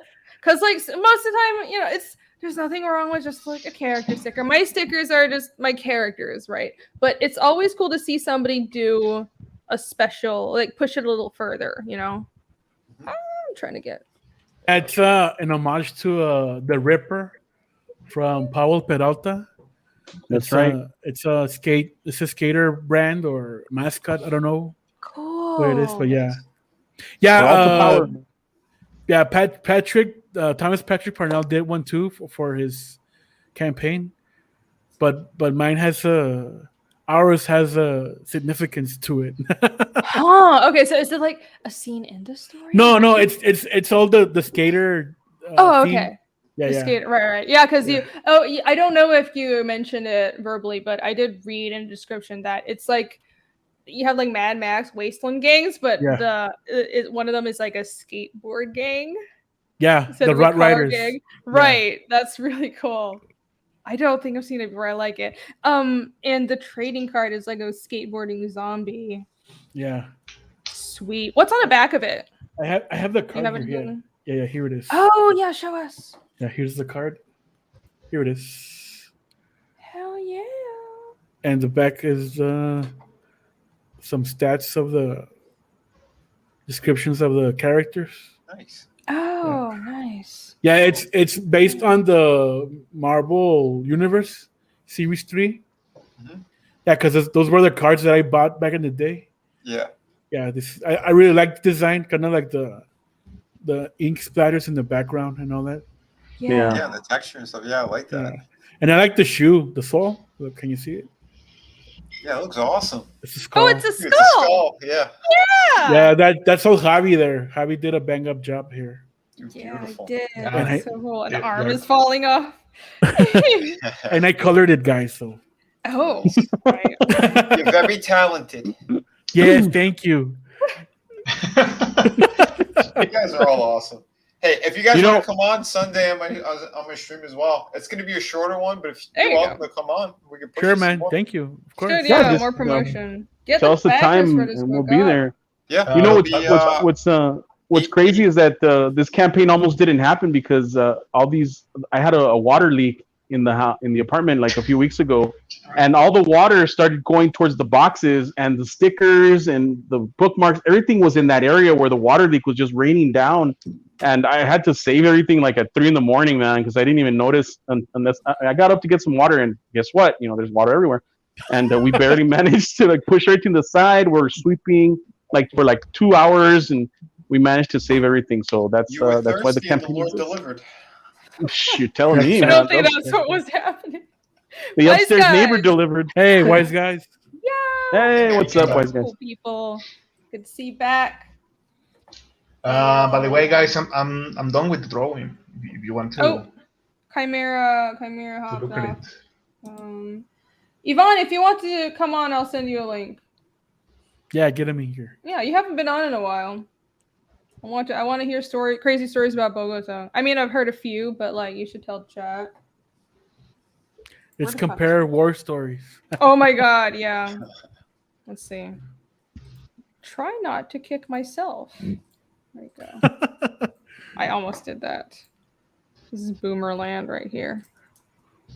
She's very flexible. I actually am. All that yoga.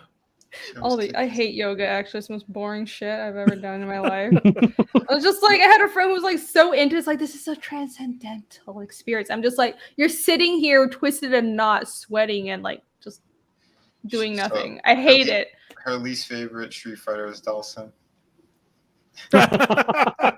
Yoga. I like workouts Yoga where you flame. like Fire. hit things. Yoga fire. Okay, so let's She's see. like nerds. Back to Pathfinder. Yeah, you nerds. Talk about dice, nerds. Has anybody I know. organized a video game stream? Like everybody, I don't know, like Still at 30. We yeah, there could. should be more backers. What video games do you like? No. I mean like a multiplayer, like arcade games or something like that. So I'm That'd be really pretty cool. easy and fun to beat. I really just don't play a lot of video games. I can never get into it. I mean, if I'm with friends, I'll play. And I honestly, the games that I like anything horror. So I really enjoyed. Not even the Amnesia. not even the Dungeons and Dragon arcade game that. No, Yeah. it's different. It's different because it's the freedom of playing like pen and paper. You can role play however you want. You're free. Oh, yeah. You're not constrained by what the computer tells you to do. That's what I like about pen and paper, because it's like, oh, it's really hard. You have to do math. But honestly, when you're playing and you understand the game system, after a while, it's just like improv. So Yeah. If the DM is that good, then you don't even notice anything else, like about Oh, the yeah. dice or the numbers Yeah. or anything like that. Nick is really good. Like we're all about the storyteller. I mean, we're all artists, and Nick's a comic artist, AC's a comic artist, and we do it to help like our story, like practice storytelling. Yvonne, what's up? So tell us about war stories. What's up, man? What's up, man? Hey, What's how's up? everyone? How you doing? I'm doing okay. It was a rough patch of weeks because of a I've tooth, heard. but I'm back.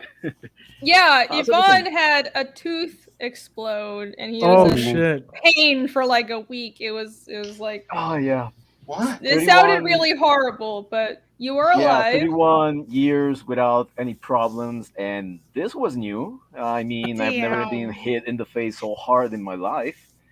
So yeah, That sucks. Well, Oh, we're man. glad you're alive and here with us with barely, but no yeah. exploding teeth. Wait, Yeah. how did that happen? I got my teeth got fractured. Then I got this feeling. They filled the teeth, Yeah. but still the nerve died. So that came down with the whole ship. So I was a really, really very bad pain, and they had to pull out the nerve, and the rest of the nerve that it's going over the roots of the teeth, and basically feel all that, and well, thankfully that's all done for. Holy crap, man! I'm glad that is all done. There's for. another zombie story we could start from there. Exactly.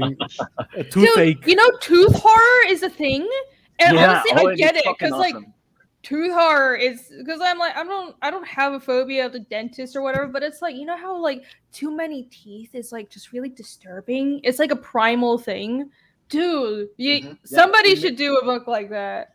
It makes me remember of the bailarina dentata that was on Cabin in the Woods. Oh, I love that design. Exactly, remember that. Oh, you wanted to hear? Yes, we yeah. War storytelling. Bogota horror stories. And hello, Mikra. El Padrino says that would be weird. I'm sure most people don't know about that drawing, but I'm still surprised that many people know about it. Yeah, that emo drawing from forever ago. Oh my gosh. I'm telling you, make plushies of it. I'm trying to not extort people for nostalgia money. I actually have principles, but I do kind of want to make pins, but we'll see. Yeah. I will play it later. Apparently, Chimera sent me a Crunchyroll video of High Guardian Spice and insists that I play it. Should we do it? I'll play it later because I don't want to look at that thing. Ugh. Well, okay. Let me tell you one of the recent ones. You actually saw the video that was on the news. I showed that to you. They basically. Oh yeah. Yeah, that was a fun one. I was working with an enterprise that handled all the graphic design for Heineken, Tecate, Coors Light. What it was the other one? Andes. And what was this called? Well, it was a bunch of beers, so it was a really fun place to work. We actually get to drink sometimes. Nice. And yeah, work and beer really mix out pretty well, depending on the quantity. And yeah, it was like in the ending of the first year, and we also have like model casting that they went over upstairs, and basically they were like the strange people that came out like every month or so. So we were like starting out to work, and we noticed by the camera, this information came after the hit, that it was very strange because one police officer on a bike does what a police officer never does in his goddamn life. That is, all of a sudden stop in somebody's business, check the door, not touching it, but check like how many people is there and if they're open and such, and then leave. Now, what That's happens weird. 20 minutes? Yeah, what happens 20 minutes after this guy kind of scouts the area? These girls start to enter because, well, they have to go up and fill all the papers and such. And we and the rest of the crew were entering. Most of them had bikes, so they're just parking over there and making sure that they make space for everyone. And 3 or 4 guys with guns enter and begin to take everyone kind of like hostage. Oh, and wow. we didn't manage to close the second door because You have like the video footage is on YouTube, and you were in the video footage. Yeah, it was in the pretty video footage. fucking scary. Yeah, Oh, shit. they were about 12 people that try to hit the place thinking that there was money. I mean, Right. yeah, So there they was they money, robbed the but the place money was and liquid. There was a ton of beer, uh, but they can't move that.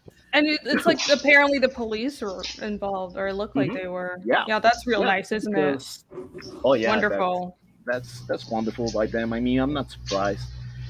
Uh, and the thing is that it's an area that it's around several banks, and mostly all of the time there's a lot of cops over there, like watching over.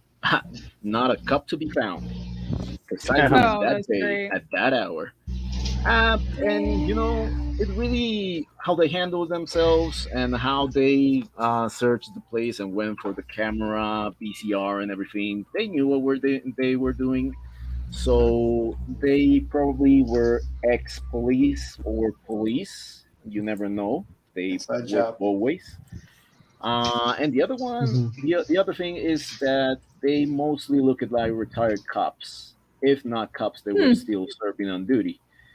I mean, the physique, how they handle themselves, the guns that they have, and how they handle the issue.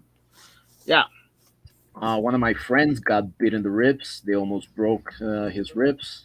Got Oh, pointed man. myself in the head with that because I started seeing and eyeing them. Uh, well, You're like, I'm being taken hostage. Let me give them the evil eye. That's real smart, dude. I mean, you gotta take a stance. Yeah, I get that You gotta though. show I some probably would do presence. the same thing, and I'd probably get. I'm not the smartest person ever. Yay! Finish one up! Hell yeah! Yay! Fantastic. It's been a little slow, but it's Congrats. also because I've been working really hard and I haven't been promoting the book, so I'm shocked that people are still backing at this point. Sorry, I didn't mean to cut you off, but I'm just really It's excited. okay. No, I mean that experience was mostly that in the camera. You can see that it's a bunch of people. Thankfully, they didn't manage to take all the camera equipment or anything like that because our boss was arriving over there, and these strange people asked him if he's going to park, and he went all fist and blazing, and he managed to like secure the camera device and a few things.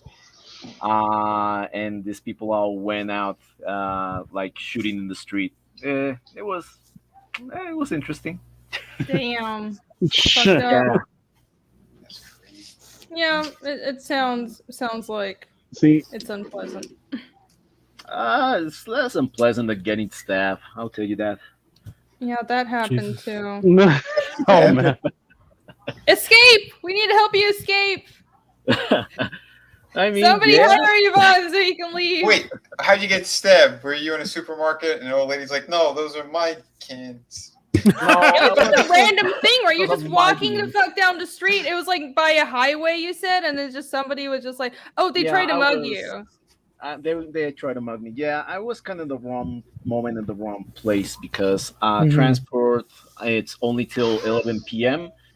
and I went out in the concert and I didn't know anyone and I was like confident that I could reach the last bus, but it didn't happen. When I was going over towards the station, I noticed that three guys were tailing me like in a few blocks, and I had to hurry up to the only place that I knew that they have like private security. Well, I think that they noticed at the end that I was heading over there, and they rushed to me and they tried to stab me out in the back, which I managed to dodge and put the bag that I had over there like a shield. One of them stood there, like trying to see if there were any cops or anything. Second one lowered the bag that I had, and the third one rushed in and stabbed me and pierced my lung, and by one inch, almost 1 centimeter, almost struck to my heart. Wow. Yeah, Jesus over fucking here. Christ. I'm glad you survived. Holy shit. Yep. That'd be terrifying. Has there any And, been? I was gonna ask, has there been any instance where people retaliate against these like pieces of shit? As you said before, there are times that people do agree to cleanse. but it's very at the moment thrown apart because the cleansings are done because of a political and class cause by the far right. Yeah. And they target people that are not in the best situation, but not really doing anything, and Yeah. they claim after that they're doing very nasty stuff. Mm-hmm. It's a really complicated issue that's been politicized from a really long time, because actually this kind of excuses were taken to heart, to a point that our own military were taking these casualties as if they were fighting insurgents, while in reality they were just like normal people, farmers, just to boost numbers. Yeah, this is a story that we need like a six pack to talk over with. It's kind of like we're gonna do a special stream someday of just horror stories from Bogota. So it's kind of like the Purge, no? And Like in the Juarez. movie. Yeah, people do sometimes take that into account, but it's being thrown apart because of that, because it's being politicized. Yeah. And the second thing, it's because we're having a migrant crisis by the entry of people from Venezuela. So a lot of people tend to find an excuse to make scapegoats out of them. Exactly. Yeah. And it's really a very great area because yes, there have been incidents, but you obviously know that not everyone is going to to go out of the way just to mug you or anything. They're just trying to survive, and yeah, exactly. They're just stuck over there because other countries are really rigorous with their border tolerance, and we kind of like accept them, sort of less. People are either mad or or supporting them, but this is really complicated. Sounds complicated, man. Yeah. It's a migrant crisis, and there's always a big area with that to take into account. Oh, very complicated with those things. That's crazy. I mean, thanks for sharing your story, and I am glad you're alive today. Yeah, I mean, hopefully we get you out of that country soon. Seriously, I've been trying to get you work in the States, but it's hard. Yeah, I mean, I got to finish this contract first, but I am seeking soon. Very soon, hopefully. Soon. Fingers crossed. Yeah, brother. just stay inside, dude. Stay inside. You know, play D&D online. Draw. Don't go outside. That's right. Yep, And when you do get out of there, stay away from us. Yeah, thank you, Vinny. I got out of there because I tossed these two guys over the speedway, and there were cars going over there, and I had this knife just pulled out of me, and I was feeling the bubbles of the blood. Never pull it out, man. No, Exactly. that's what's stopping the bleeding. Oh my god! Yeah, but I understand, man. And I You're was panicking in a and shit. very Neon Genesis Evangelion moment. Like, I have less than 5 minutes to get rid of this pieces of shit before I collapse. Yep. What do I do? Highway. There's cars over there. Doesn't matter if they hit me or them. So I went over there, and actually the one with the knife stopped it, attacking me over there, and I had a fist fight in the middle of the highway. Oh, man. A bunch of cars almost hit us, and the guy just desisted. And I went, applied pressure, and went over to the place that I knew that there was private security, and there was a small group over there that was kind of like ending their shift.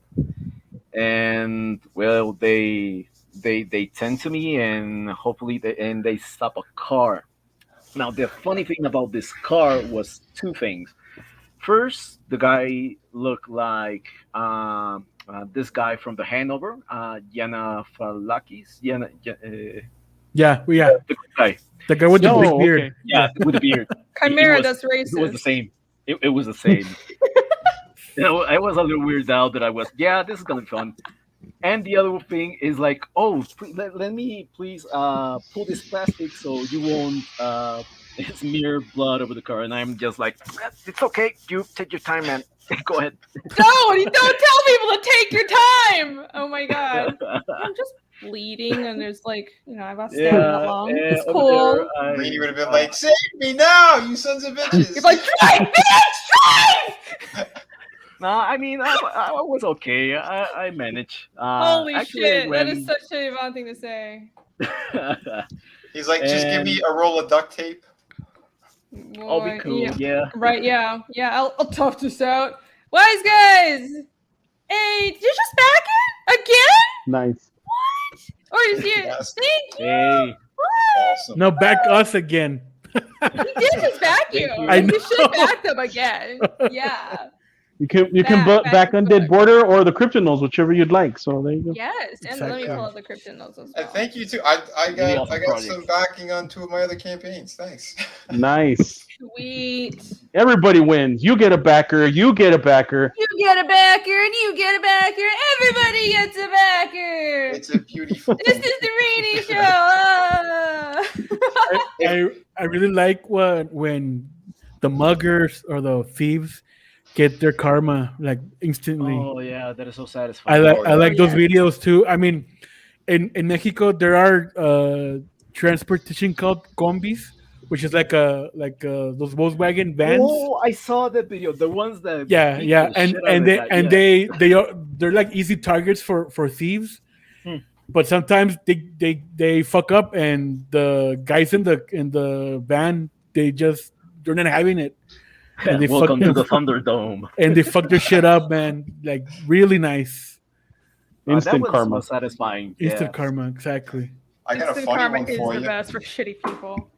I got a funny one for you. A friend of mine, he's like in the medical field. When we were living in New York, he was my neighbor actually too. And he goes, guys, I just had a weird encounter. So what happened? He goes, someone tried to mug me. What? It was over by the subway, right? He was a little guy too, because my friend was like 6'3", big dude. But he goes, this little guy. He pulled a knife on me. And he's like, give me all your money. I went, listen, pal, I just went through a divorce. That bitch took everything. And the mugger went, oh, man, I'm sorry. And then walked away. Here, take my money. Buy a sandwich. Let me help you out. You need a drink, bro? I mean, what do you need? Let me buy you a drink. Come on, let's go. That literally, that's just like El Padrino's story. Now you got a backer. I was almost stabbed once, but a dude thought I was wearing a Danzig hoodie, and he was a fan of Danzig, so he let me go. Oh, nice. So, that's awesome. I don't know, have cool clothes or just tell people you're going through a divorce. Like, there you go. Best chance of surviving a mugging. Holy shit. No, I don't have any crazy mugging stories, except thank God. I know a lot of people who, I don't know, I think muggers usually, they're more likely to, like, don't target chicks as much. Because I did live in Savannah, and, like, half the guys I knew got mugged. Savannah is really bad on crime. It's like, it's like a peaceful, pretty-looking town by day, but, like, if you leave this, like, the historic downtown area, it's, like, which I did live in, like, outside of, it's like past Forsyth Park. So Forsyth Park is like a boundary for, like, this is like nice southern Quaintown and ghetto. And I lived like just on that boundary because I was really poor and it was the only place I could afford. And it was like gunshots every night, every single night. So Savannah is actually kind of terrifying to live in. Didn't they just kill some lady and her dog? I mean, that wouldn't even surprise me. It was like one of their like famous parks or something. Probably Forsyth. Well, Forsyth is like the big one that's right downtown. But there are a few others. That's crazy. Yeah, they got, and it's like a lot of SCAD is based on Savannah College of Art and Design, and like a lot of these kids, they don't know better, so they just walk around, like sticking out like a sore thumb with like expensive bags and shit. And it's like, okay, you can do that when you're downtown in the daylight, but you can't go to other parts of the town and you're like Gucci bags and you're 17 and like you're obviously soft as shit. Hi. Oh, sweetie. Chimera said this is depressing. All right, we'll stop. Let's talk about comics. Well, hold on. Wise guys, he just told us he's Batman. It's not depressing. It's exciting. Are you Batman? Did you see his comment? You are Batman. I knew it. Please, where What? are you? The world needs you. Come There he save is. us. You're much needed. Yeah, I've never Oh, made a man. mistake since. My parents took me off for a leftover. Some thug killed my parents. Okay, I won't do that. I can't do the voice. My voice is too high. Some person, yes, 1,000 subs. Woo! Thank you, guys. Hell yeah. I'm still not Congrats. monetized because I need 4,000 hours. I think I'm like at a fourth of that, so it's gonna be a while. Yeah. But, The hours are crazy. They robbed me. They robbed me of mine. Like maybe 4 months ago. They took like 1,000. They took like 1,500 away from me. What the fuck? What? Yeah. Wait, they can take watch hours from you? I think How does that work? if it's from what I understood, it sounds like if you don't hit the 4,000 watch hours within a year, then they start to drop off. What? Oh, What? Yeah, that's Shit. that's what I understood. Not 100% on that, but that's what I understood. Thank you guys. Yeah, I mean, that's fucked up. I know YouTube posts a lot of weird shit. I know they like unsubscribe people. I've been unsubscribed from a bunch of channels for no reason. I was like, YouTube, you don't get to decide for me who I subscribe to or how many out. Like, just what the fuck. I mean, I get that people have like stock accounts, but they're like a little too ridiculous about it sometimes. Yeah, yeah, man. I hope I get to be monetized. I plan to keep this up. That's the plan because I don't have a lot of time. I can only stream once a week regularly, but every week I'm gonna be doing this, promoting comics because this is what I love to do, and hopefully that helps. So steady but surely, steady but surely. Yeah. Thank you, wise guys. Yeah. Thank you everyone for your support. If you are watching, and you're not subscribed, you should subscribe now because we stream every Wednesday, 8 p.m. Eastern, and it's always some kind of comics talk. Next week, I'm very excited. Next week, I'm actually going to be having on my friend who currently lives in Japan, but he worked as a mangaka assistant. So yep, and I haven't really. I've talked to him a bit about the manga industry, but I want to get a feel for the current vibe of things, and I want to like really do a deep dive into what it's like to work as a manga assistant. So this is like, he's got like this real experience doing this. I think that'll be really cool. And I am here to save Weebery. All right, as I have said.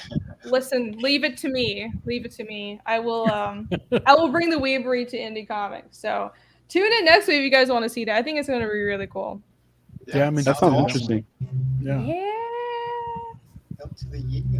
Phantasmagorical. Thank you. I can't. Thank you for the sub. You're awesome. You've been subscribed since You're the best. Damn. Oh yeah, I'm very excited. Next week is going to be fun. So this Sunday is going to be our Pathfinder stream at 1, and next week, this same time, 8 p.m. Eastern, is going to be we're going to do some manga deep dive about same bad time, same bad channel, same time.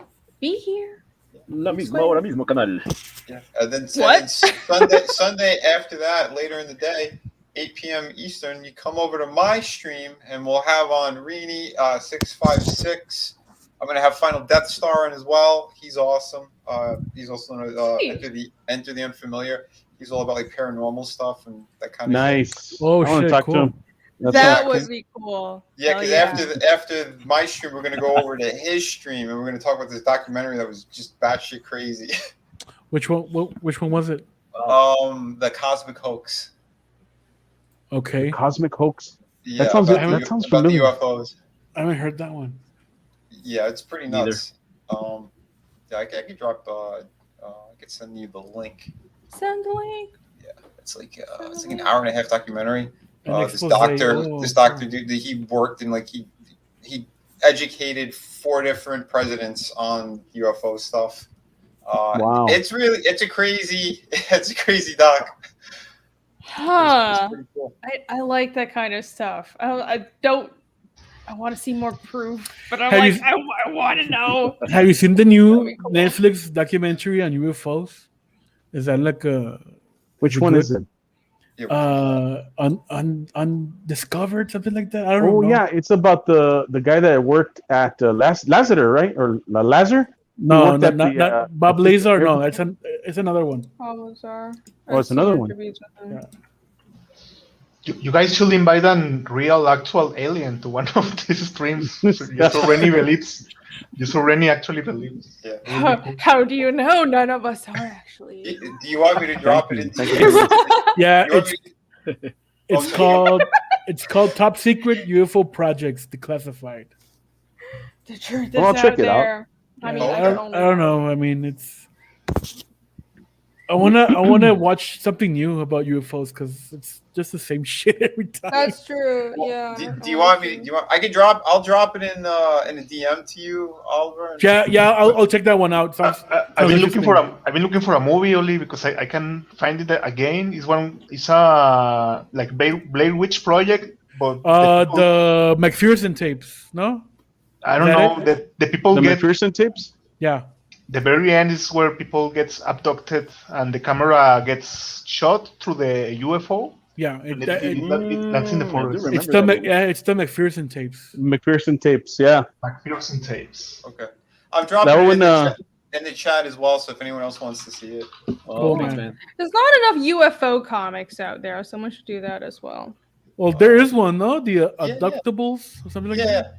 They did two of them. Who's that guy that just defected to Substack? He's doing a UFO comic, actually. Oliver, that is not. It's one Blair Witch Project style when at the end they get abducted. That's the one. No, but the camera gets thrown out of the UFO and falls into the forest. You know what? That was VHS. That was VHS. Yes. Oh, yeah, really? That was our compilation stories, right?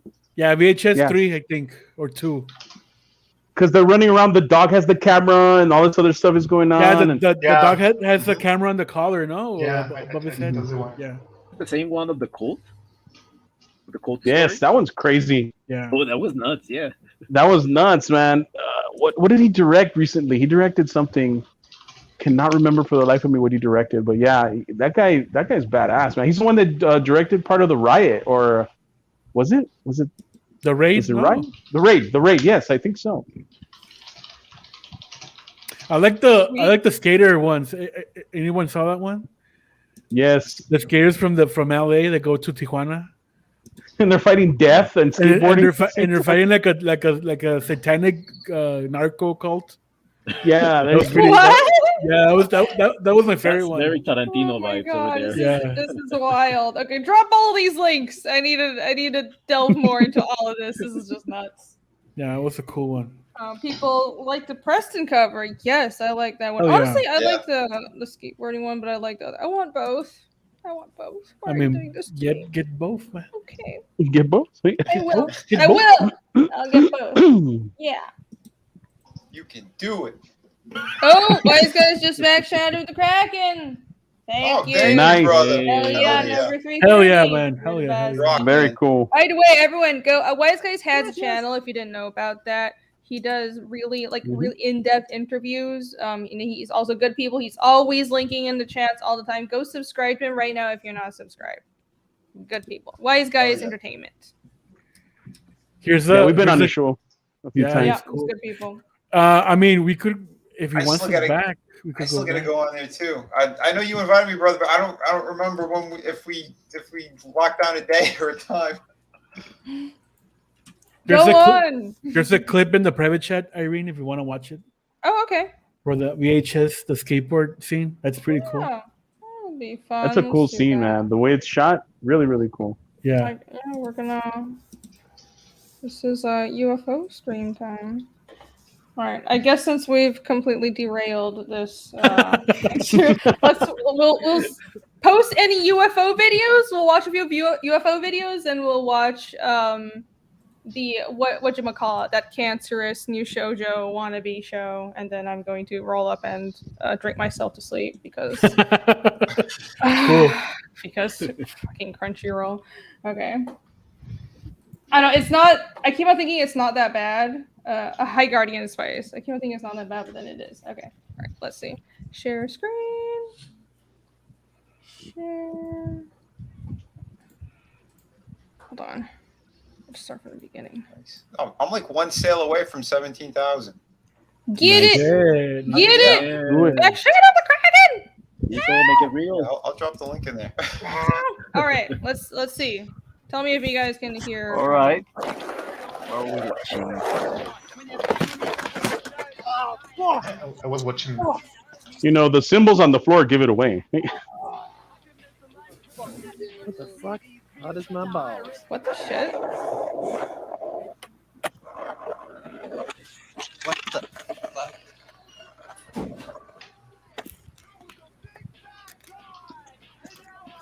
Honestly, that's kind of funny. That's Undead Border, by the way.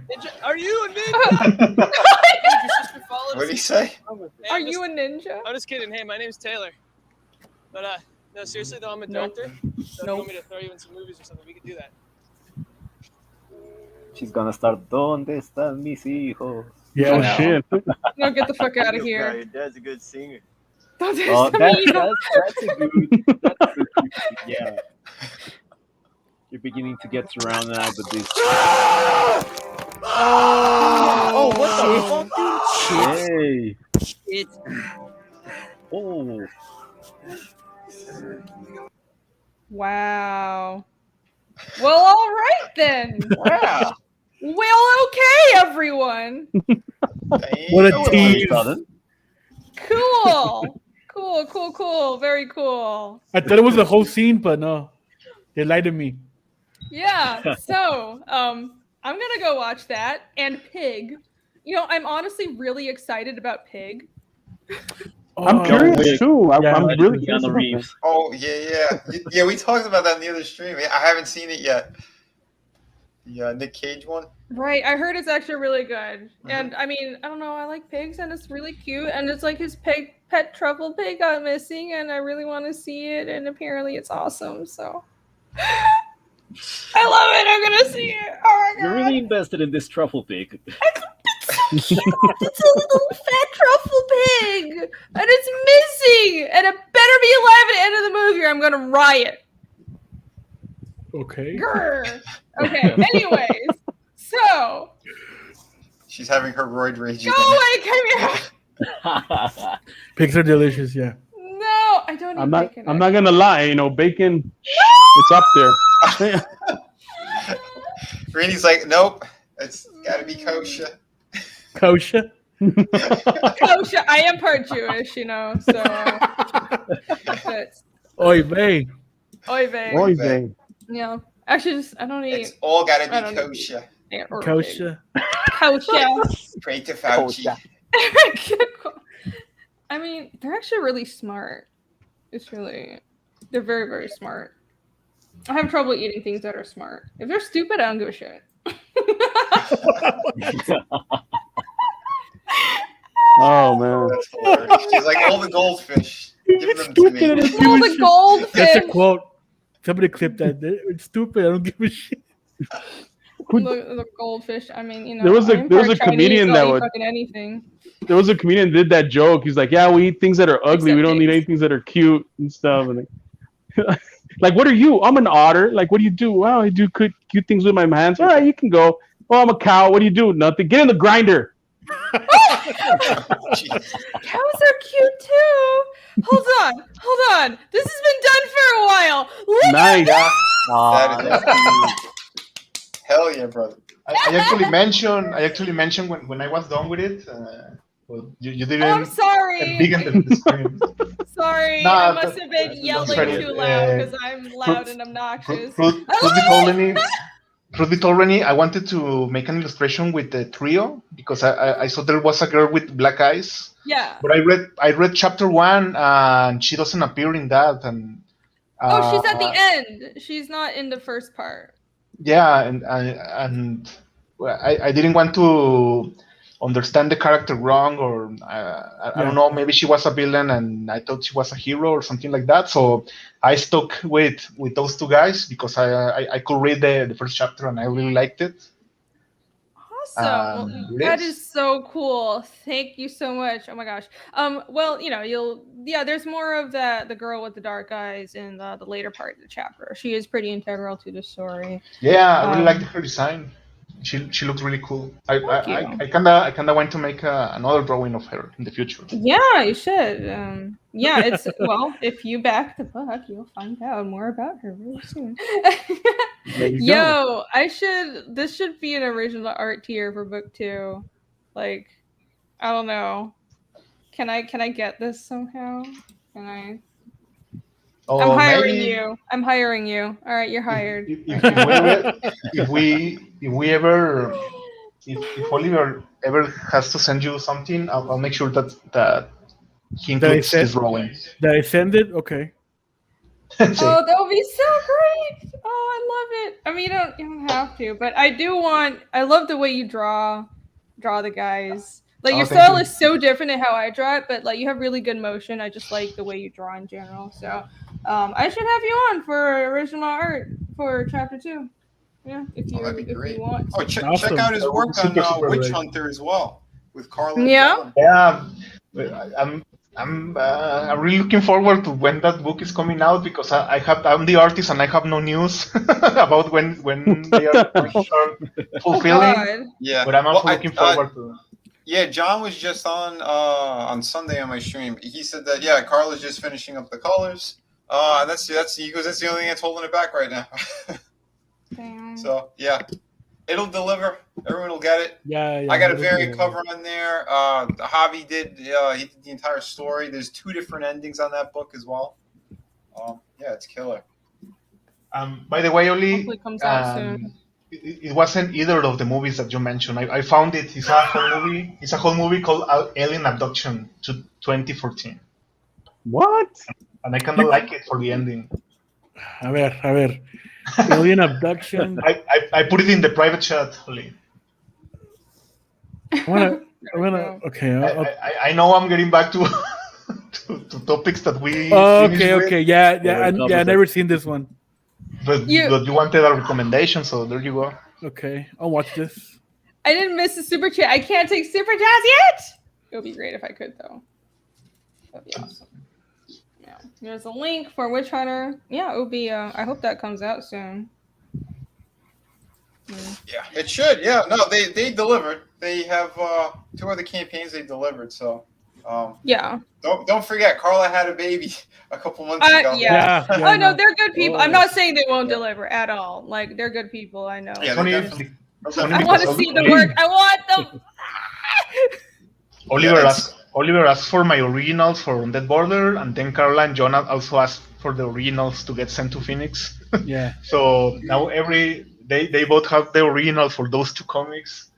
And I am never able to show them over here on streams, but if any of you guys wants to buy original pages, they are in both campaigns. Yeah. Nice. Okay. Some person, how many watch hours? I think I need like 2,000. I don't have a lot of watch hours. Yeah, it's a lot. I need like 2,500 or something ridiculous. So it's not gonna be anytime soon. Because like, I have my YouTube channel for a while, but I just didn't do shit with it until the last 2 months. So it's gonna take a while.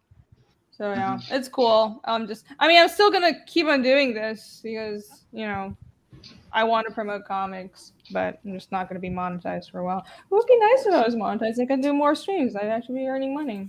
Yeah. No. All right. Since Chimera is fucking harassing me to play this Crunchyroll video, I will.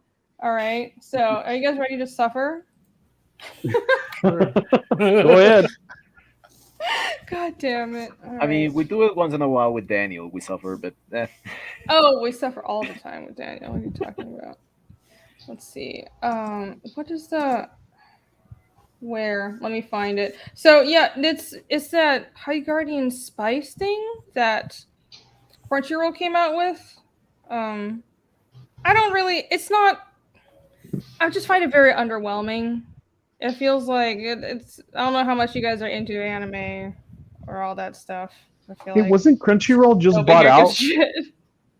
Like by by Sony. Yeah, Funi. Yes, by Sony. That's crazy, man. Like 1.7 trillion or something, some craziness like that. Oh, way.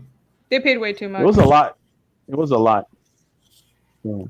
That's insane. I guess they are like the primary place to go to for streaming anime. The creator of this. Okay.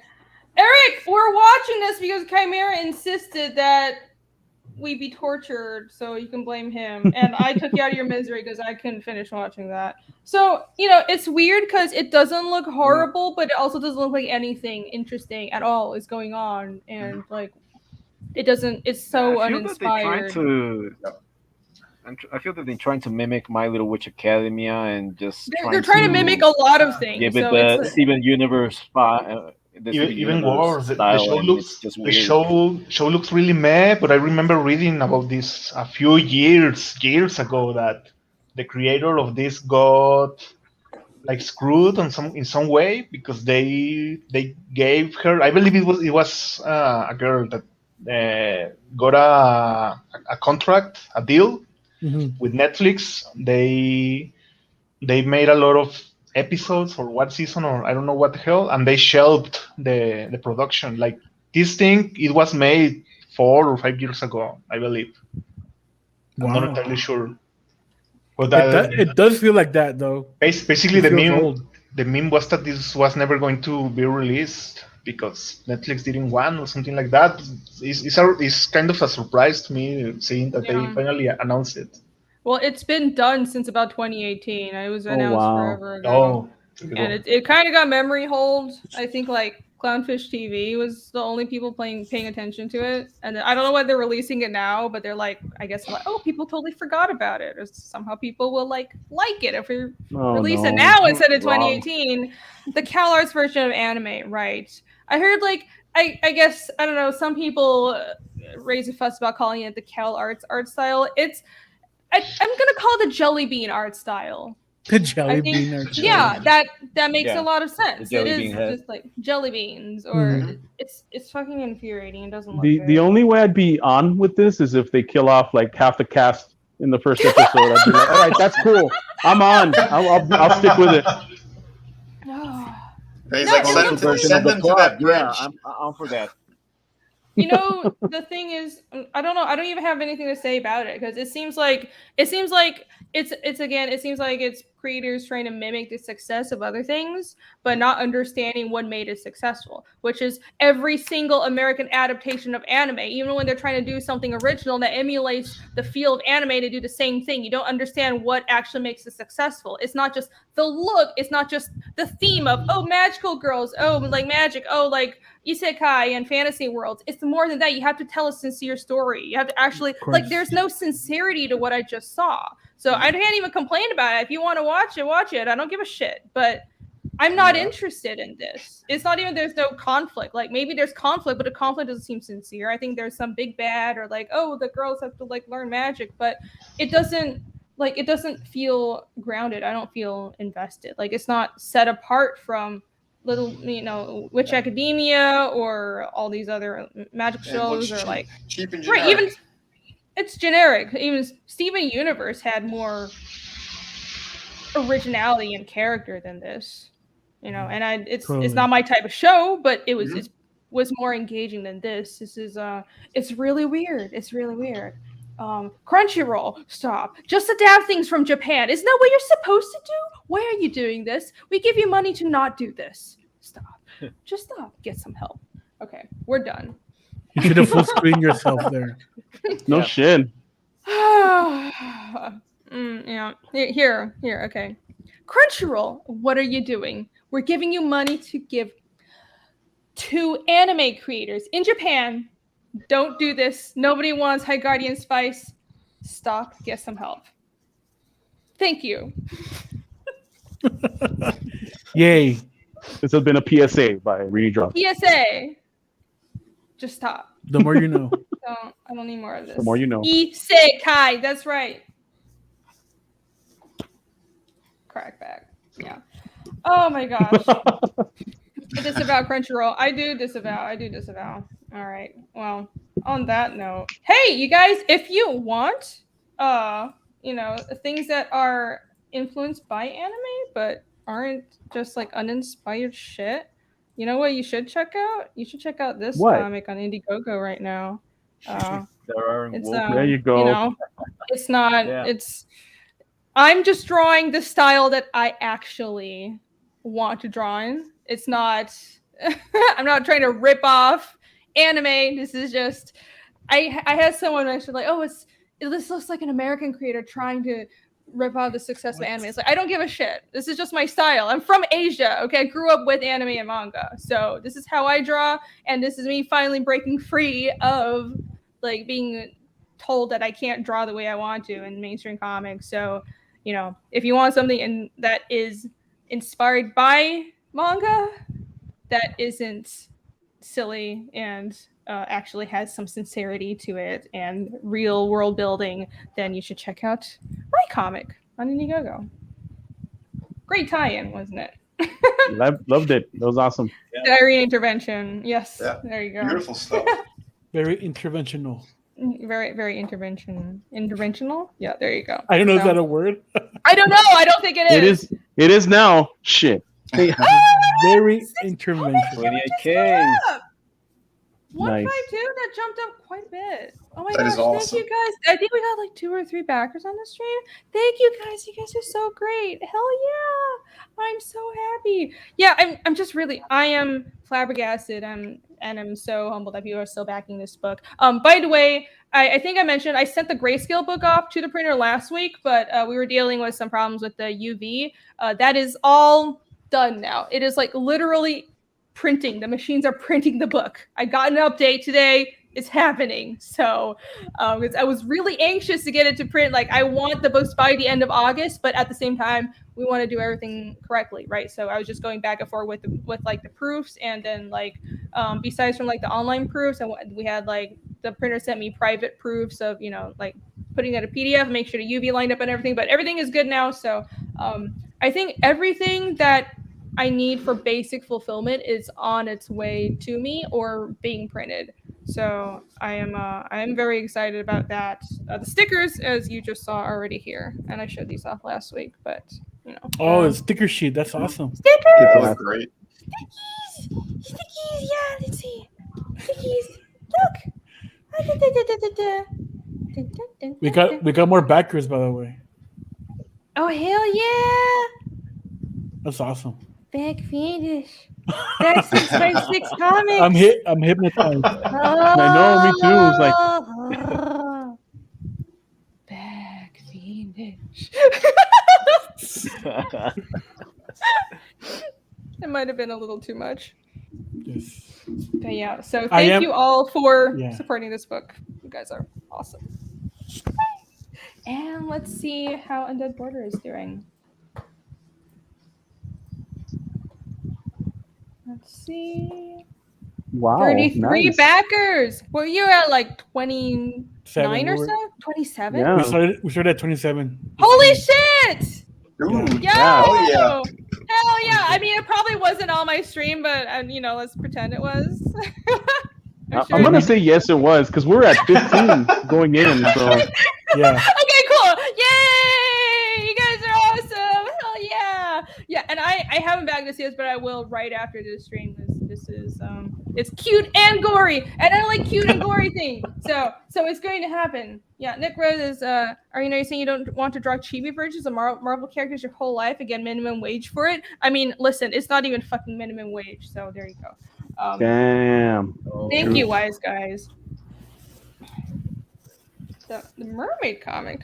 Oh, yeah, some a lot of check out all these other links that Wise Guys is posting in chat. One Wicked Evo back Undead Border jumper for now. Awesome. Nice. Nice. Thank you. Awesome, You man. are getting a lot of backers, and I'm seeing a lot of new people in the chat too. I don't think I've seen you around One Wicked Evo. Welcome and thank you so much. Yeah, this book looks fantastic, and I'm very excited for it. I like how you said "for now." I mean, For now. now. Well, that means he'll might come back to back a higher tier, because I've had backers do that. or the Kryptonos. Maybe You could go back to Kryptonals as well. There you go. You should back to Kryptonals. Oh yeah. Well, remember that Undead Border already exists. Like the book is, Yes. you know, they have the Undead book. Border is So, gonna come quicker than the Kryptonite. right. So it's not. There's no risk. The book is already there. This is a second chance campaign. So definitely back this. It if you're interested in this, just nab it. Just do it. Just do it. Get it now. Yeah. And Ray saved them. He saved them from a flood. That's right. He had him over his Yeah. head like this, like, I oh was my like- god, they're getting wet. God, they're so heavy. Yeah. Please. He's just protecting his friends. Like, Oh my god. Risking it all. under Oh my God. under a inch of water. No, he was like this. Yeah, Save pretty much. yourself.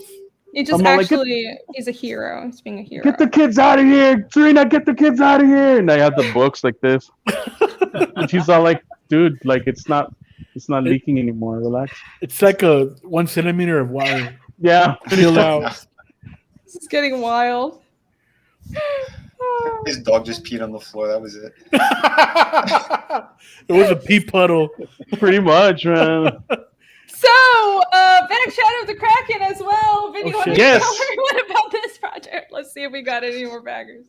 Yes, Oh, you please did? Hell yeah. Yeah, look at that. Awesome. Woo! Oh, Ray, someone in the chat said they bagged Congrats. it. Hell yeah. Awesome. Yeah, Very thank cool. you. Yeah. We're about one sale away from hitting 17, which is fantastic. This is campaign number 6. So I'm a very trusted Awesome, man. creator. Delivered 5 times in a row and early on those other projects as well. One was a hardcover book. So this is the brand new one. I'm currently working on pages. That's why I'm not on camera right now. If you want to see me, head onto my streams. Sundays, Fridays, and Sundays is usually when I do the live streaming. I like to showcase other good creators, and we have a good time. But this book is going to be 50 pages, maybe a little bit more, because I am starting to add a bit more to this anyway.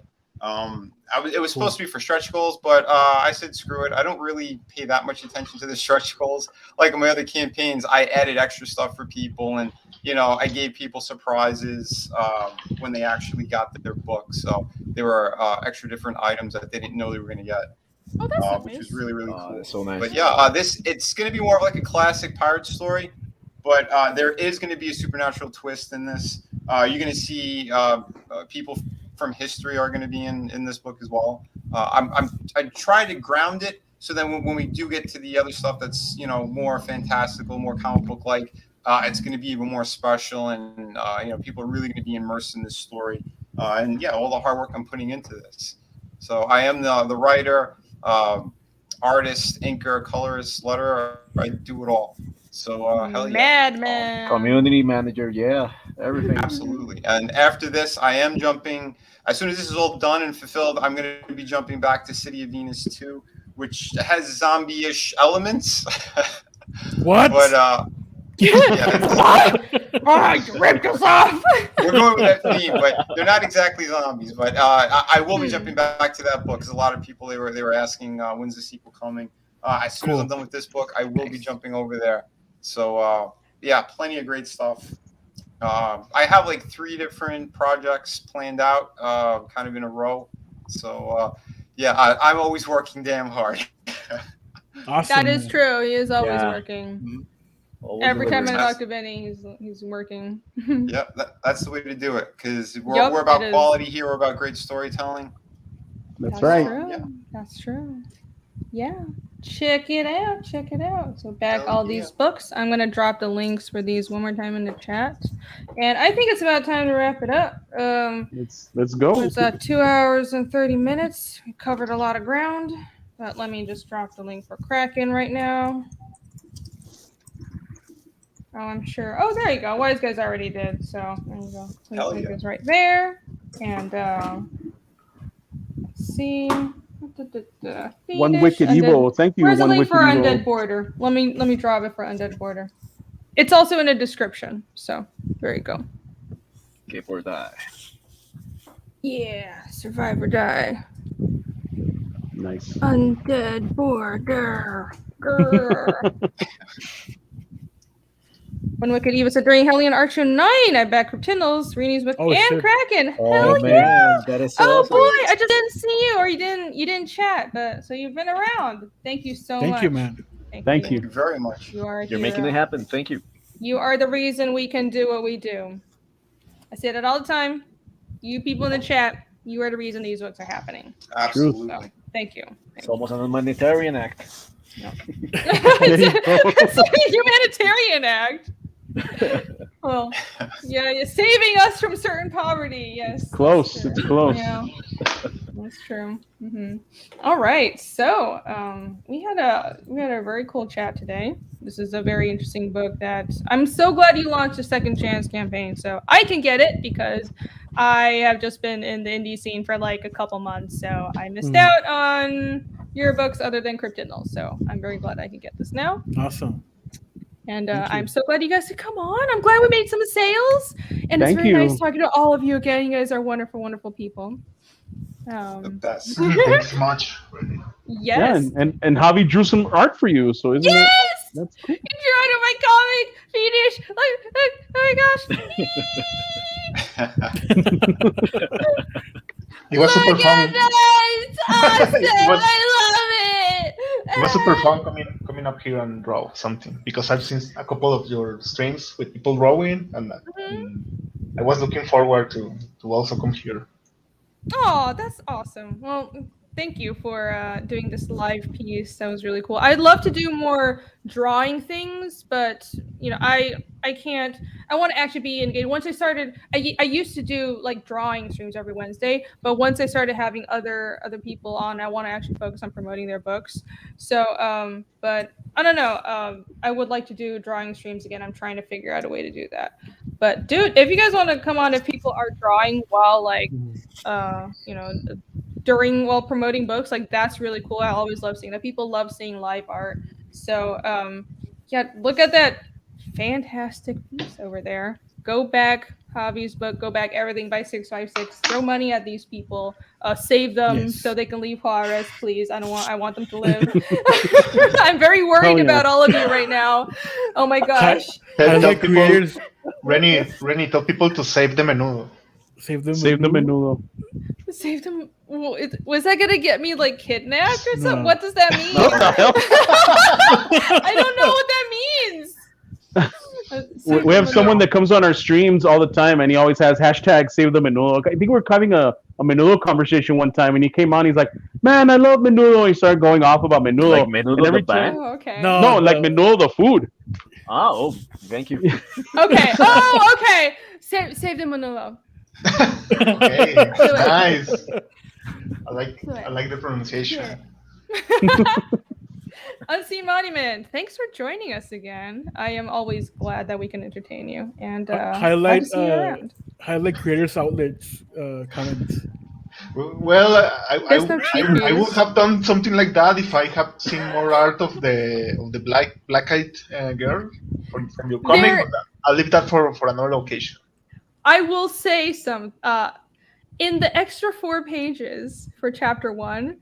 If you want Chi-Chi's, get the book. Vámonos. Yeah, I'm gonna have to back the book. This is There's for people back incentive the for book you. only. I didn't put any of those pages online, so it's only for people back the book. It's a very nice lady that is introduced at the back of the book.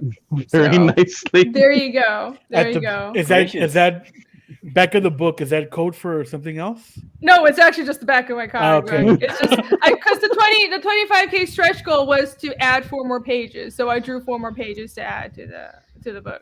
So yeah, and I introduced a character. Some people might actually already know who she is. She's like one of the major characters, but I introduced her early. She was supposed to be in chapter 2, but I put a sneak peek in chapter 1, and she's very lovely. I think you'd enjoy it. Yeah, especially you, Creators Outlet.